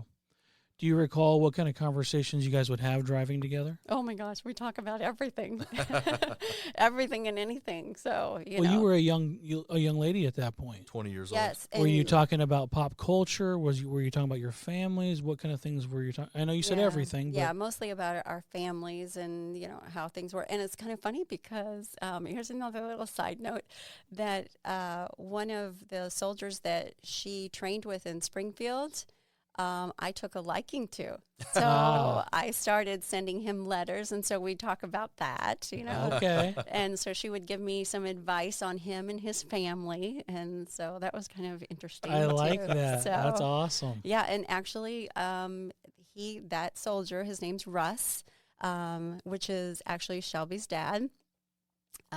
He actually proposed to me at the port of Dammam. So in Saudi Arabia, he asked my brother for permission to marry me. And my brother said yes and knew what kind of soldier he was. And so there again, he was attached to us. So That all happened in country, that all in a happened war zone. in a war zone. Yep. Oh, my gosh. That's awesome. So we, took a liking to each other and started dating each other, I guess, writing letters back Sure. and forth and so on and so forth. And when we could see each other, it was great. And, so he asked to marry. So I actually got engaged in Saudi Arabia. Oh, my gosh. That's awesome. Yeah. Now, And we I've were married. never heard a story like me that. neither. We were married for 6 years. So If I'm misunderstanding, just let me know. But it's D that you have to thank for that connection, or you'd already connected with I had Russ? already connected Okay, with Russ. and she just happened to be in the same unit and knew him. right. Gotcha. And his brother was with him as well. So there was Ah. another Oh, wow. brother unit, Yeah. and they were stationed together, and they were in the same unit together. So yeah, That's incredible. this overall story of families deploying together. Yeah, I that's have very I have interesting. personally not heard. I think it might be unique to guard Guard units, I Guard think it units, is. yeah. yeah, I could see that. That's really fascinating. The way you asked that was a much better way of asking what I was trying to get at, pathetically, honestly, Jason. So I appreciate you asking. And I loved Shanna's answer. They're driving down this dangerous route with supplies. They're going to the front lines, and they're talking about boys. I love it. I love it. It's just so Among many other things, Okay. but yes. I know. It's just But yes. that one sticks out of my mind. It's just so funny. But yes. And you guys were being badasses. It's just fantastic. Yeah, we just didn't see ourselves as that. Yeah. Kind of thing. Yeah. We're just doing the mission that we're Yeah. trained to do and getting it done. Yeah. Now, was that's she as incredible. young in her career as you were in yours, or did she have some seniority over you as far as time in service? Yeah, time in service. She was a sergeant, so she was an E5, not too far ahead of me, but she was probably about 10 years older than me. Okay, Yeah. that's also interesting Mhm. because you're paired with someone with maybe not combat experience, but with life experience. Life experience, yeah. Life experience. Yeah. Tell Jason and I and our audience about the conclusion of your deployment. And you referenced it earlier, coming immediately back home after all of that. Yeah, the war, it had ended, and we're seeing so many people, so many units going back home. When's our time? When's our time? We're waiting and waiting and waiting. And at this point, we're not doing a whole lot because the mission's pretty much completed. And we're taking people from tearing down Tent City, so what we helped build when we first got there. And we're pretty much, first in, last out. Why? Because we're transportation. Yeah. So everyone needs transportation, pilots, so on and so forth, which that kind of was a good thing because I got to be in, or actually take a ride in several helicopters and whatnot. One, because I was a female, and two, because I turned on the southern charm of Southern Illinois. So that was kind of neat. And remember, we're also there with other nations. So Right. I got to rub elbows with the Saudi Guard, the French Guard. Let's see, the Brits. They were really nice. Yeah, they were like, put them in my truck, transportation as far as, now we're just transporting troops back and Sure. forth. And so I'd get right in and tell them, our spiel and whatnot, and then be like, now y'all sit down there and don't be getting up and, make yourself feel comfortable. We'll get you where you need to go, those They kinds probably of, loved that. Oh, heck yeah. They ate that up. Yeah. So it was just like, where are you from? Oh, yeah. So I'd tell them where I was from, and then they were like, I was like, now y'all are pilots, right? And so they'd be like, yes, we're pilots. And I'm just like, okay. So then they would say, hey, you wouldn't happen to want to go up on a ride, would you? Nice. Sure. Heck yeah. That's so great.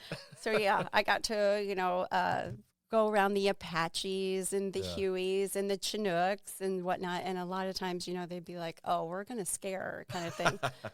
I'm an adventure seeker, kind of thing. So thrill, go ahead, try your best.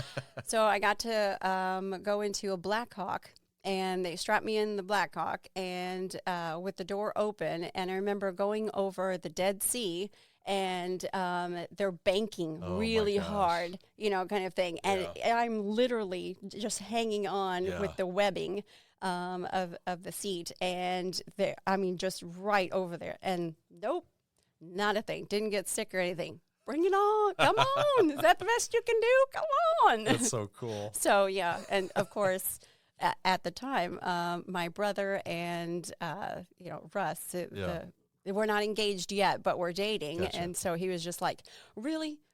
This is what's going on? I'm like, okay, first of all, it's dead time. There's not a whole lot of action going on here, kind of thing. There's nothing to do. And so I was just like, yep, I got what I needed out of that. So That's awesome. yeah. Oh, I wanted to comment. I love the Southern Illinois Southern charm. I love that little detail there. Wrapping it up, though, there were things that we got to do. As far as we were able to go to a mall that was there. It's a outdoor market, that was the first time that I had ever felt. What's the word? Prejudice, I guess. Sure. In the fact that I'm a female, because they wouldn't take money from me. So even though I wanted to pay for something, they would not take money from me. I had to give it to either my brother or a male that was with me, and they would give the money to the owner of whatever it was that I was purchasing. So that. Can you recall anything about eye contact? I'm curious. Some would look at you, not Okay. everybody, not everyone would. But I think because I was trying to purchase something, Sure. It wasn't as awkward for them to look you in the eye. Right. Okay. I only asked that because a former guest of ours, Miss Stevie Riley, has a story about eye contact and cultural differences. So that's why I was asking. But thank you. Females, now that you mentioned that, though, females would not really look at us. They'd look at us as we were going by, but They'd steal a glance, basically. Right. We were not allowed to talk to any female Saudi Arabian, Iraqi, Kuwaiti. We were not allowed to, or we were asked not to engage not to. In conversation with them. I guess that would have been a real affront to their husbands or whichever male. Probably didn't want you to rub off on them or something like that. Which actually, I guess you could say happened. I don't know if you guys know this story. I am just full of stories, aren't I? Yeah, you are. My This is goodness. great. There was actually a revolt from the Saudi Arabian women because they saw us as female drivers. In Saudi Arabia at that time, they were not allowed to drive. Right. They can't even be in the front seat. That's right. And so there was a revolt and stood up and said, we want Demand the right to drive. Right. And Turkey, women in Turkey could, I guess, just got that privilege, the right to drive. Yeah. And so actually what happened is King Fahad, I believe it was, don't quote me on that one, but there was a king that asked President Bush if he would take all of the female soldiers and take them back to the States, ship them back to the States. They would give every male soldier from all the military branches, give them more money, increase in money every single payday if they would send back all their female soldiers. President Bush said no. They are a part of our fighting force, and they will be here. So good for him. Yeah, that's where I was just like, I've never heard that before. That's interesting. Yeah, so that happened while we were there too. And I don't know now. I should look that up. They do have the right. I wish I knew which year it happened, but that could have very well been a precipice, a stepping stone for them getting that right. Yeah, for sure. It was really interesting. So. Yeah, that happened. Another thing that happened that we were there with prejudice, I guess, is also when we went to myself, Dee, and there were two other females. We went to order something at a restaurant. We could not sit in the public area. We had to be around the edge and hidden away to sit in this restaurant. Yeah. So it was kind of like, we don't see them. Yeah. Oh, definitely separated, segregated. Wow. So segregated is the right word for it. Yeah. So that was really interesting. That was the first time I had ever felt that. And I was just like, okay, this is what this feels like. Noted. So did the Army send you back on a Pan Am with your weapons in your seats? No. Okay. They got smart. They got smart. Somebody told them, hey, that's not a good idea. So they got the memo, and no, this time we were just, and I want to say we were. Was it another chartered flight, or was it? It was another chartered flight. I do remember that, and I want to say that you were allowed to wear anything you wanted. It's not like not all of us were in uniform. Yeah. Much more loose. But I do know that once we got to the airport back in the States, that you did need to have on your BDUs. You had to have, your full BDUs. You could relax for the flight at least. Yeah, you could relax for the flight. So earlier, that was interesting. Earlier you referenced the sort of whiplash that you experienced getting back from deployment and going right back into civilian life like nothing even happened. What can you recall going through your mind during that time period? What kind of struggles were you having with that? It was more or less like, there again, I had the mindset of, what is my mission? Interesting. You were still mission driven. Yes. It was interesting. I had to finish what it was that I started. So going back to school. Yeah. But then it was kind of like, what do I want to do in school? I'm not sure what I want to do now. Did things almost seem trivial to you after you got back from that deployment? That's a good word. That's a very good word to put at it. Yeah, it seems that's a common feeling. You went through this major thing in your life, and now you're going back to school doing this. Yeah. What do you, How did you deal with that? What does that feeling? even mean? Dedication. I'm so driven that I just like, okay, this is what I set out to do. This is what I'm going to do. So college became your next mission to accomplish. Yep. Did you ever have any feelings that people didn't understand you or understand where you were coming from? I didn't really feel that until I searched. I went to the VA, and I was having problems while I was in country in Saudi Arabia. I actually got sick while I was there and couldn't really keep a whole lot down. I went to the field medic there, spent a few days. They were just saying that it was a bug that I caught, like a virus type of thing, but wasn't really sure, how to help me with that. Well, then my unit was moving, so sign me out for sergeant. The first sergeant came to see me and signed me out because I got to move. My unit's moving, I'm moving. Suck it up, drive on, kind of thing. And it wasn't until I got back home and I just kept having stomach problems and just irritated, stomach issues. And so I went to the VA and was explaining to the VA how I felt this helplessness, hopelessness, like you said, trivial. What is my purpose kind of thing, and why am I still here? I've seen all these other people who have passed. Why am I still here?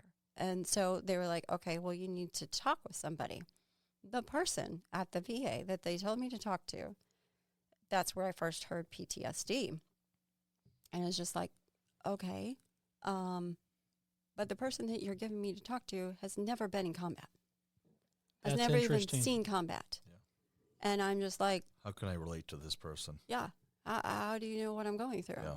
So this is irrelevant. Yeah, how many people have you seen burned up? Exactly. Or even just as simple as, I don't have my mask. Right. This siren keeps going off, and I don't have my mask. Do you know what that feels like? Right. This sense of like, now I'm panicking. Yeah. And That's a real interesting dichotomy that the VA has, is that you never know who you're going to get, whether it's a combat vet or anything. And I think, I'm pretty certain it's improved now, but certainly back then, it was just kind of seat of the pants. They didn't put a lot of thought into it, which we've heard from other veterans.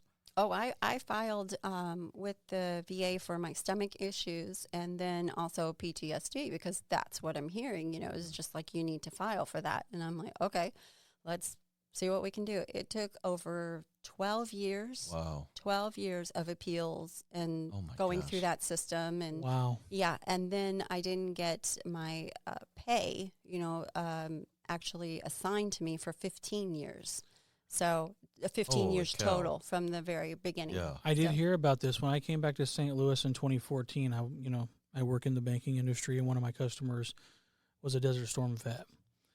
And he, from the era of Desert Storm, he didn't get his back pay from his rating or whatever, however you describe that, until 2014. But then he did get all that back pay at least? He got it all back, but My gosh. but What a paycheck he didn't that was. get paid in from that whole time until 2014.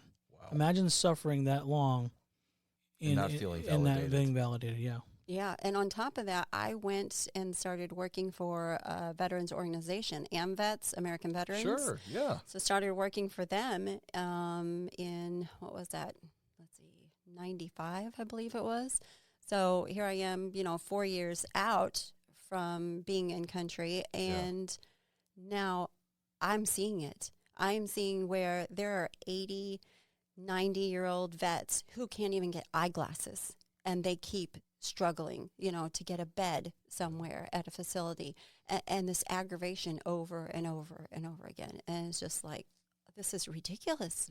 This system is utterly ridiculous. Yeah. I feel like the same as insurance these days, but anyway. You have several crossroads with the gentleman I mentioned earlier, Sif. He worked with AMVETS. He was a Desert Storm veteran. I might put you guys in touch with each other. I would love that. He's a really great guy. I'll set up an email because you guys might enjoy talking and sharing experiences. Yeah. He was really involved with AMVETS. I think he still is. I forgot to mention this since I mentioned that Chicago Tribune article at the beginning of your deployment.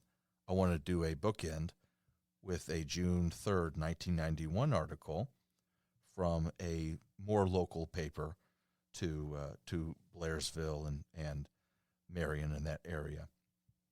June 3rd, 1991, an article was written about the return home of the 1244th.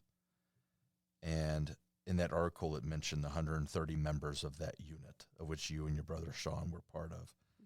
That article, it seemed to reference that there was a big homecoming. Is that correct? Do you recall something like that? Oh, it was huge. Really? It Okay. was huge. Huge to us. Sure, yeah. Yeah, there was actually, the logistics was, I remember, really crazy that night, just following orders. But it was a warm evening, and the streets of Cairo, Illinois, was flooded with people because people came from all the way from Springfield and Illinois and Chicago, all the way down, and like I said, it was just filled. I mean, 3 and 4 people, deep, and music and awards and all of that. So it was really something. Yeah, it went all night long. That's so cool. Yeah. I wonder, now that you've described the festivities of that homecoming, I wonder if you had a moment where you thought back to your peers who were kind of ridiculing you for joining. Not And so now you're being celebrated. not so much my peers that I thought about, but it was really good to see. All of a sudden, I remember walking down because we were like at the gates of the city, the beginning of the gates of the city, and walking down to our unit, and that's where the band was and everything that was played there was at our unit.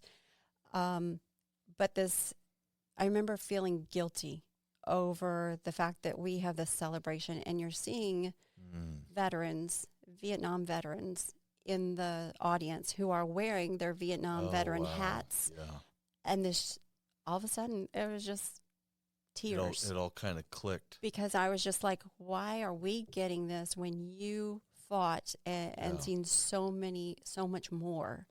I mean, war is war kind of thing. And you carry that bond. I think that does bond us, survivals of war. Yeah. And he came up to me and he broke rank, just to shake my hand and say thank you. And I said, thank you. The gentleman wearing a Vietnam veteran cap. Yes. And I said, no, thank you. And he's like, I'm getting my parade right now. Yeah. He's like, through you, I'm getting my parade. I didn't even know this gentleman. Never seen him before in my life. Yeah. And he deliberately, broke ranks to shake my hand and say thank you. It's It was unbelievable. I don't know if you're having the same feeling I am or not. This is incredible because I don't mean to keep referencing him, but Sif had an almost exactly same story as that. After he's a Purple Heart recipient. He was injured. It was a mine, wasn't it? I can't remember for sure, but I think you're right. I think it was a landmine. He got injured from that and was sent home soon after. And one of the first memories he has after he returned stateside was encountering a Vietnam veteran, and that Vietnam veteran had thanked him, and Sif had said, no, thank you. Thank you. But that Vietnam veteran said, no, seriously, thank you because you're bringing renewed recognition for our sacrifices. Yeah, for sure. Do you remember that? Yes. It's just the parallels are just like boggling my mind, Shanna. And that time and space after that, that whole time frame, it was kind of a rejuvenation of America, of patriotism, that pre 9/11 patriotism. Yeah. It's a different kind of patriotism. The yellow ribbons tied around the tree, the everyone being together type thing, and having the victory, the decisive victory, didn't hurt either. Yeah. Do you think the media helped with that?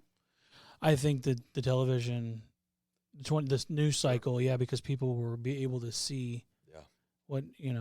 Plus, on top of that, we were, I think that was the time frame that we were giving little snippets from Saudi Arabia. We were saying, Merry Christmas from from Saudi Arabia. Yes. And I think that was the first time that had ever been done. So you're sure actually seeing us on TV. And, because I remember my mother specifically saying, I saw you tonight. I saw you on TV, and she was writing that in a letter, or my Graham would say that, I saw you and your brother on TV, and you said Merry Christmas to, Southern Illinois and so on and so forth. So I think that the media at that time was helping perpetuate that sense of pride, and these are our soldiers, men and women. That are there, and they're in these roles, and and I'm wondering if it's because they knew they made a mistake in Vietnam. I think so. Yeah, and they were trying to make up for it. But good. It's just a thought that I had. Yeah, good thought. It's interesting you mentioned that about those broadcasted clips of soldiers kind of waving to their families, that kind of thing.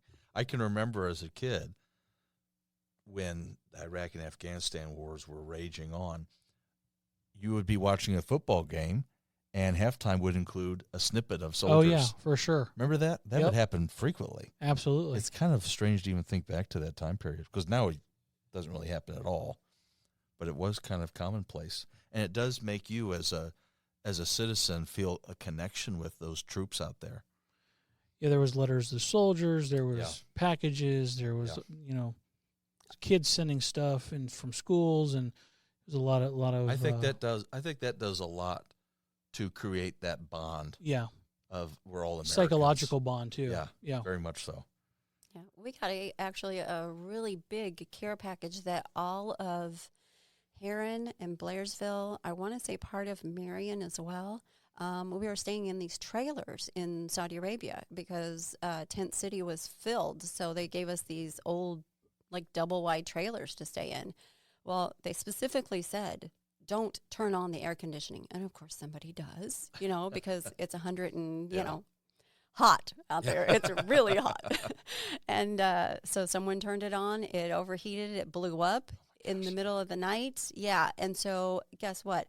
Us females, it was one of ours, and I hate to say it, but anyway, destroyed the whole everything that we had in there. All of our uniforms, everything. We lost everything. The whole thing burned up. Burned. Yeah. Oh my goodness. The air conditioning caught on fire, and it just totally burned everything. That was middle of the night? That middle of the night, I had just come off of guard duty. Gosh. Just came off of guard duty.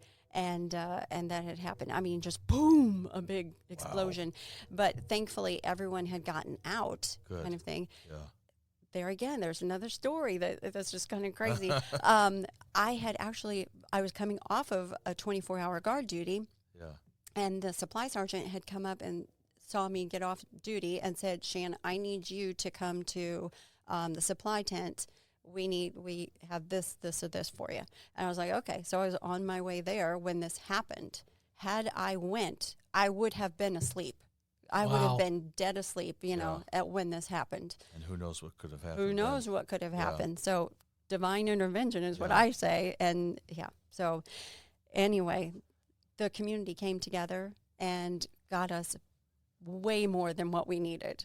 Toothbrushes, toothpastes. I mean, my mom went to, town, and she just, had the whole community, like I said, all of Heron, Blairsville, parts of Marion, send us these huge care packages that just kept coming. And it was just like, we had already moved, our unit had already moved to another location, and stuff was still coming to that place. That's awesome. So, the Saudis and whoever else was there, the next people that were there, they got plenty of... The Bedouins were carrying the care packages. Baby wipes. Where is heroin, Illinois? Thanks, Reagan. Exactly. But that sense of community, people wanted to help and to be whatever they needed. Hershey, did you know that Hershey sent us supposedly non-melting chocolate? Oh, wow. That was one of my cargoes that I had to take to the front lines. Oh, that's cool. It melts. Okay. When it's 120 some degrees, it melts.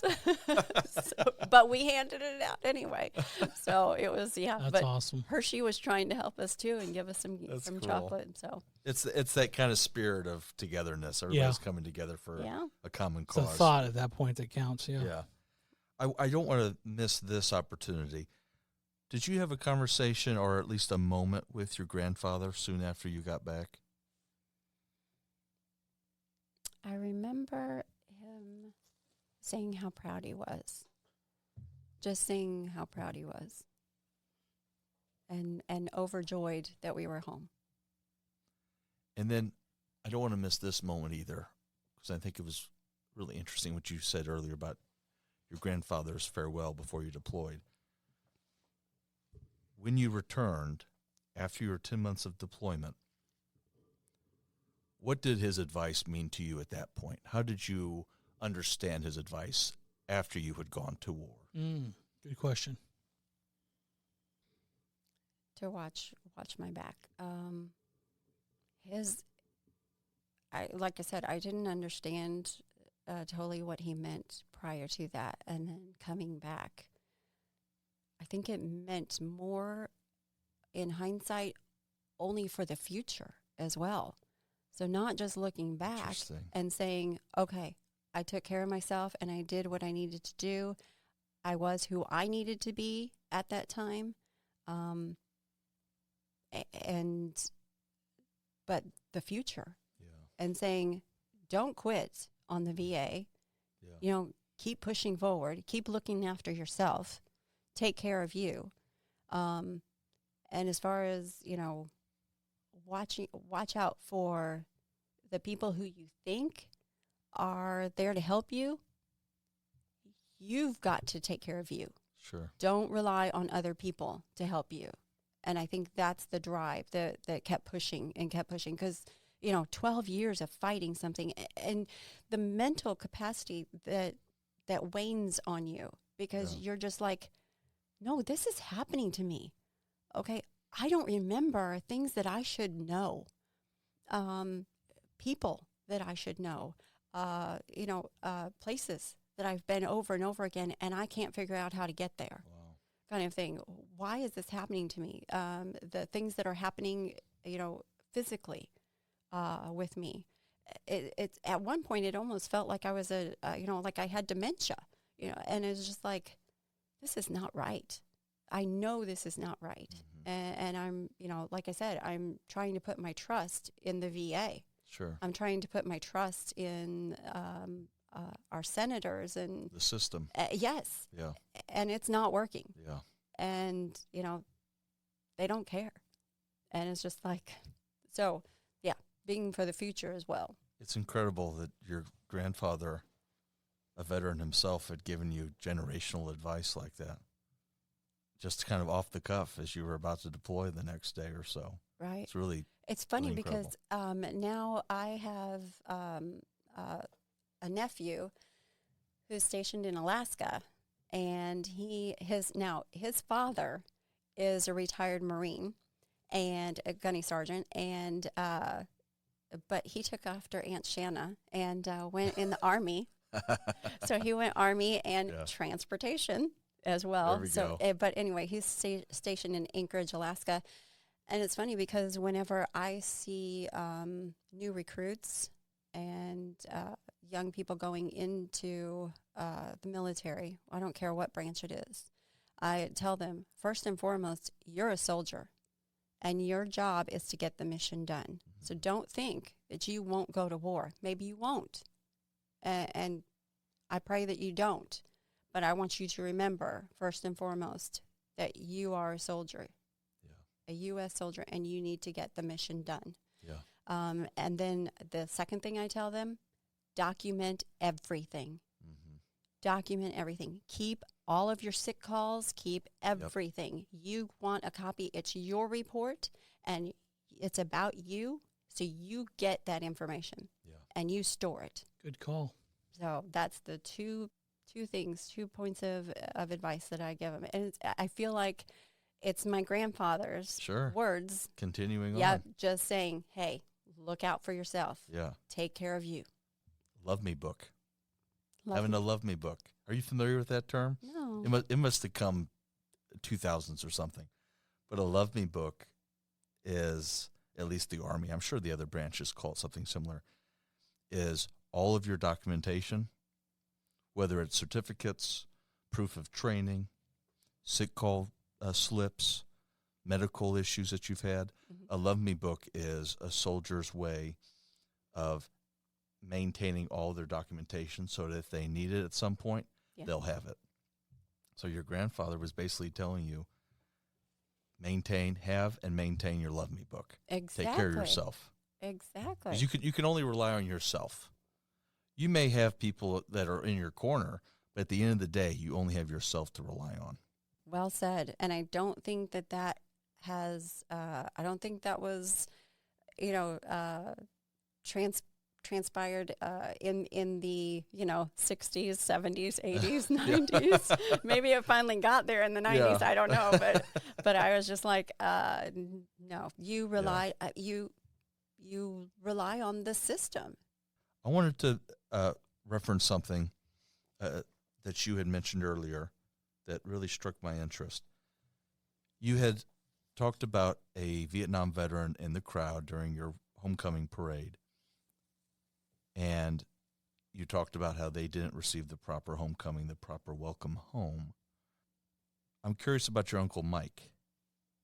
Did you ever have a conversation with him about his experience with the lack of welcome home compared to yours? No, it's my Uncle Mike. He's never talked about his service. Never. Do you know- He never mentioned his service. My grandfather never mentioned his service. Yeah. I think it was we suffer in silence, Yeah. and that's the way it's done. We don't talk about it. It's done. We move on, kind of thing. And I know now that my Uncle Mike, he has a group that he meets with. I don't know how often, but he does meet with a group. All, I believe, are POWs. Wow. Yeah. So A support group for POWs. support Wow. group. Mm-hmm. Tell us about your decision in '96 to exit the National Guard Mm. and why you decided to do that.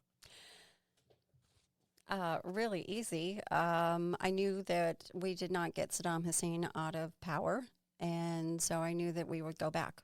I absolutely knew that Oh, fascinating. that we were going to go back. And at that time, I hate to say it and hate to sound like a woman, I guess, but my biological clock was ticking.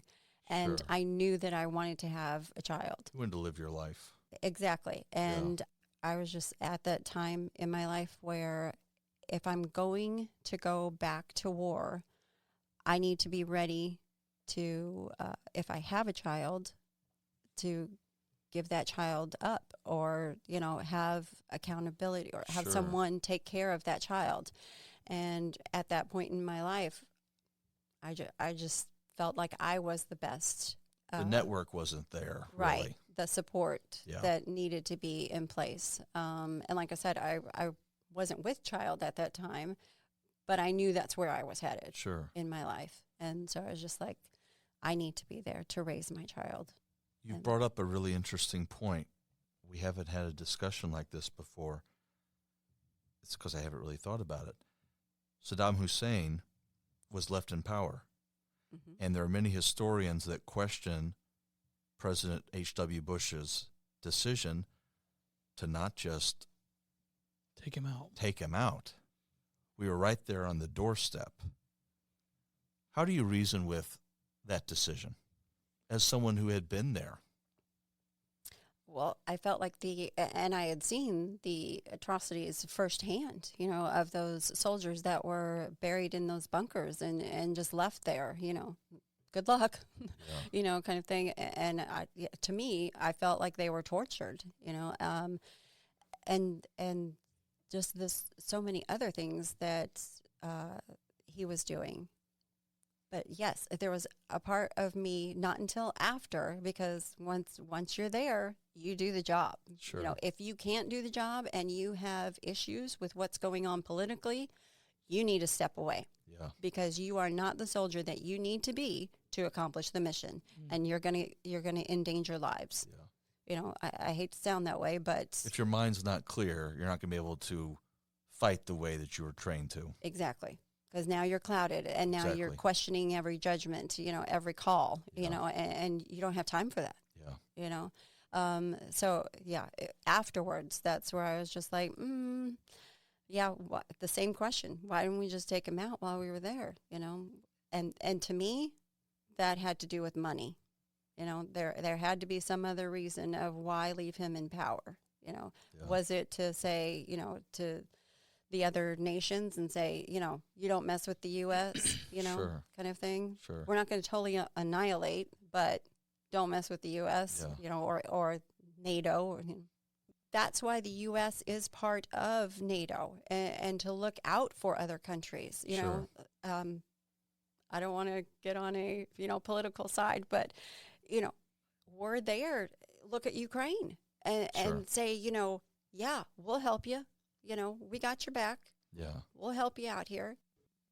So you referenced starting a family, so I want to make sure we talk about that before we close. So tell us about life after you got out in '96.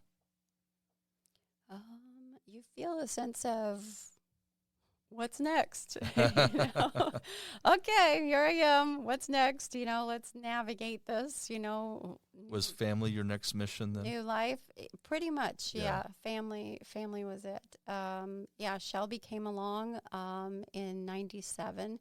And it's funny because my grandfather passed away in '95. Okay. And, who was my father? Sure. Who was my father figure? That's the only father figure, really in my life.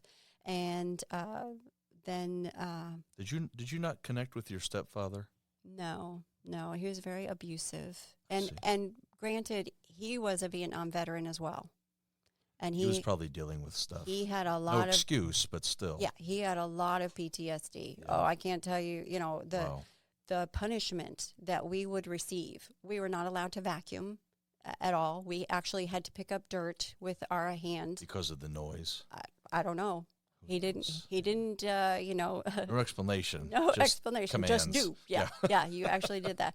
Another punishment that we had was you had to stand there and hold your arms stretched out and an apple in one and a heavy book in the other for like over an hour, and it was torture. It really was torture. That's not acceptable. Yeah. And we were just, kids kind Sure. of thing. Yeah, you don't know any better. But No. yeah, that was No. not good of him to do. And that's where, I have a lot of resentment towards my mother. Why didn't she step in? There's no Sure. way. I mean, my whole life is my kids, my children.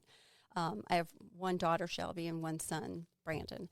And, my whole life is my kids. Yeah. And so why didn't she step in? And, but anyway. It's hard to kind of configure that now as a mother yourself. Yes. Yeah. Yes. So, my grandfather was my father figure. Yeah. And then my Grammy, When did she pass?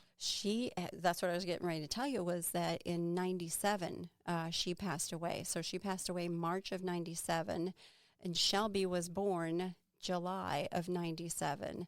And Shelby missed her birth date by 3 hours. So she was born the day before my grandmother, 3 hours before my grandmother's birthday. Yeah, it was kind of like You kind of feel a little sign there. Yeah, the good Lord took one angel away and gave me another. And so, how cool. Yeah, I mean, it was just, it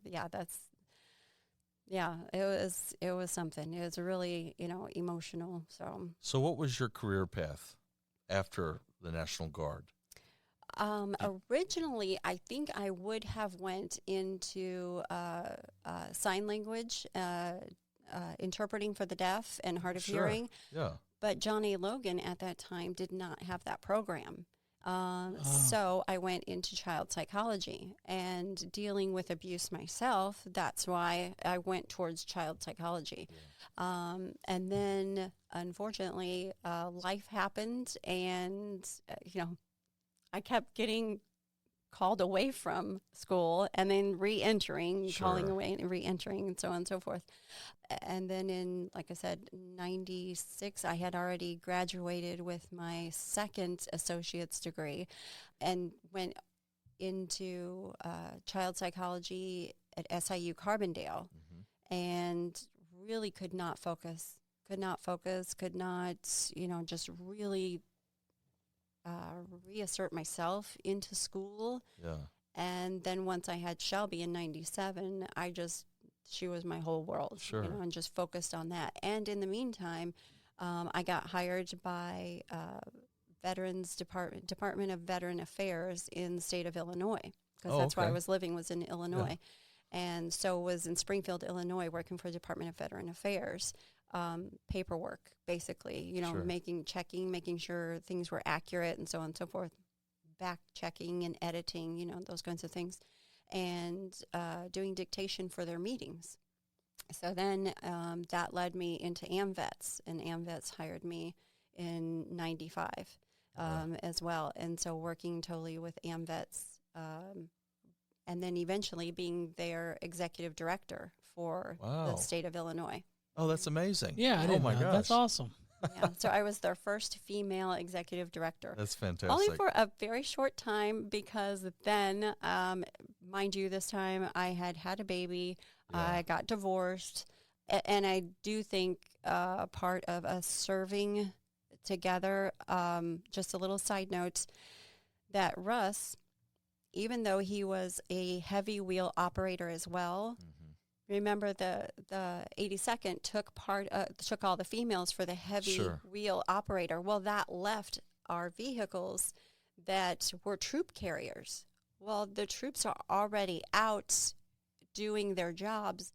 At that time, Russ and a lot of our soldiers were just sitting on the side of a road for the longest time, just sitting there day by day, taking care of themselves, not really having a full mission to do. And so they're just waiting and buying time. Well, prior to this, he was a very strong Baptist. Okay, Russ was. And coming back, he was very angry.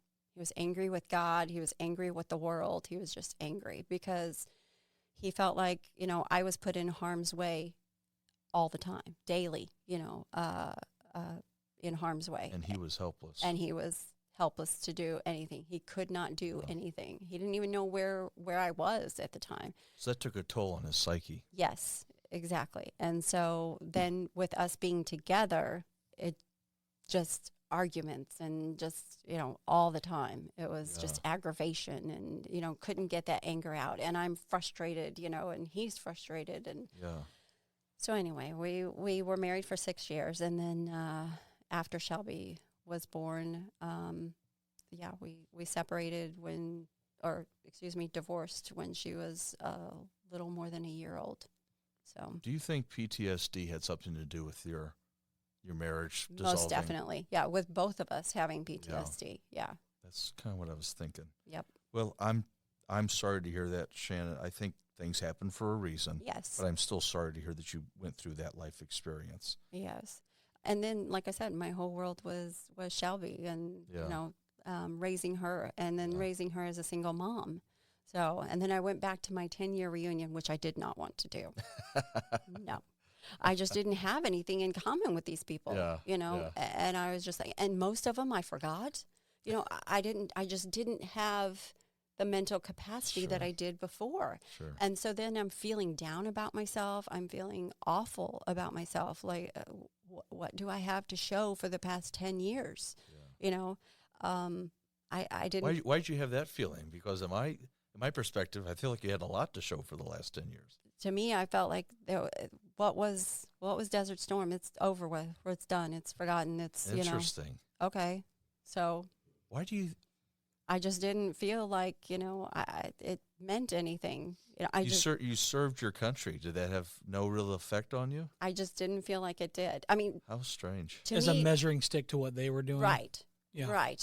They're accomplishing their dreams, their goals, things like that. And you were putting school on the back burner and doing this thing. And then, right. Yeah. Yeah. It just didn't. Yeah. Wow. I just didn't feel like I can see where you're coming from.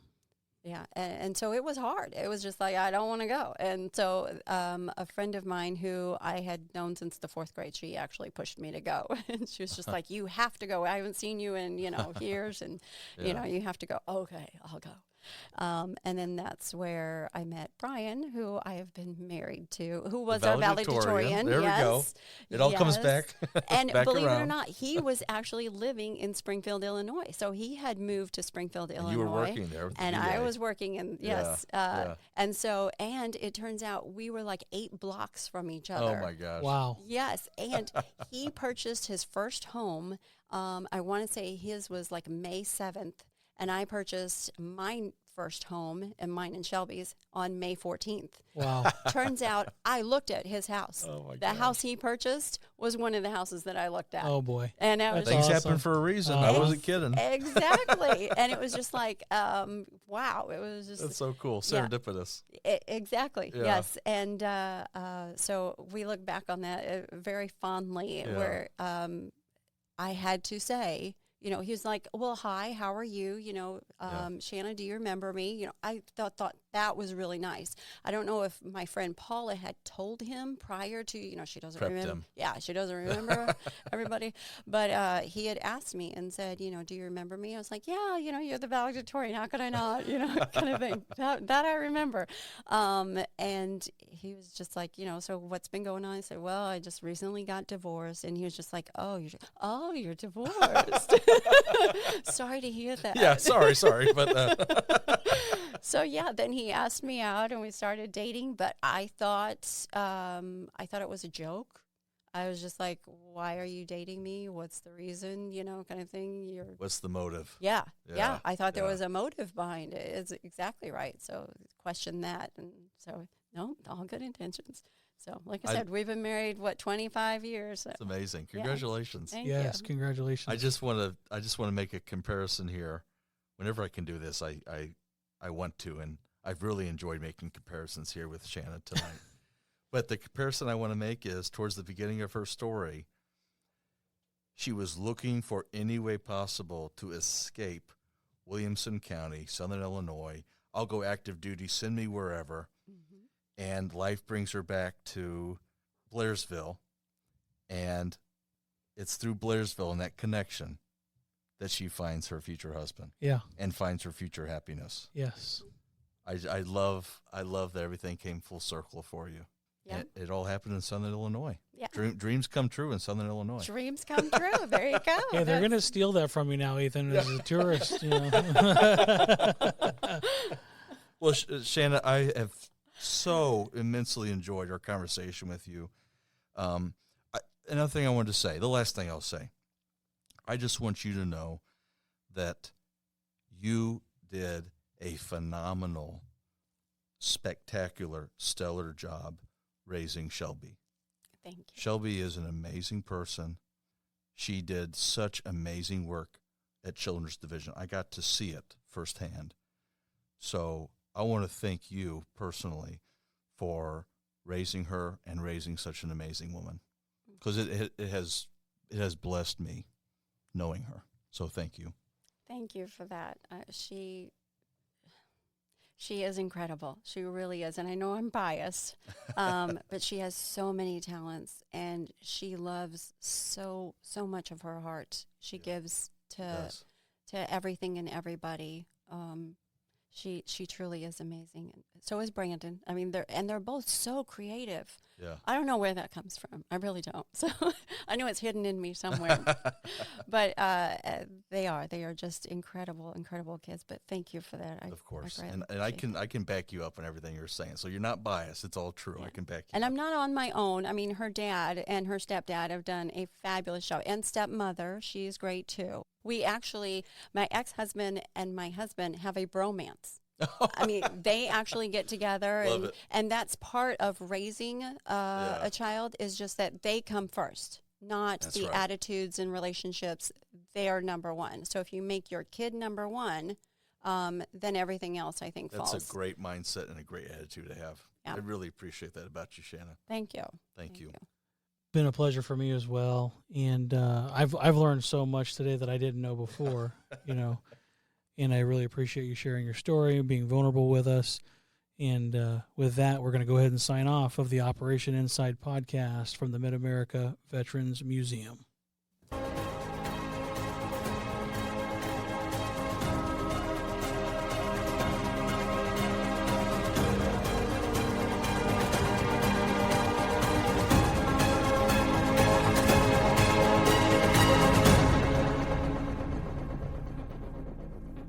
Operation Insight is brought to you by the Mid-America Veterans Museum, where we believe every veteran has a story. If you agree and you enjoyed today's podcast, please take a moment to like, subscribe, and leave a review on whichever platform you listen. Don't forget, sharing this episode with friends and family is a great way to support the museum and our mission of sharing veteran stories. Thank you for listening.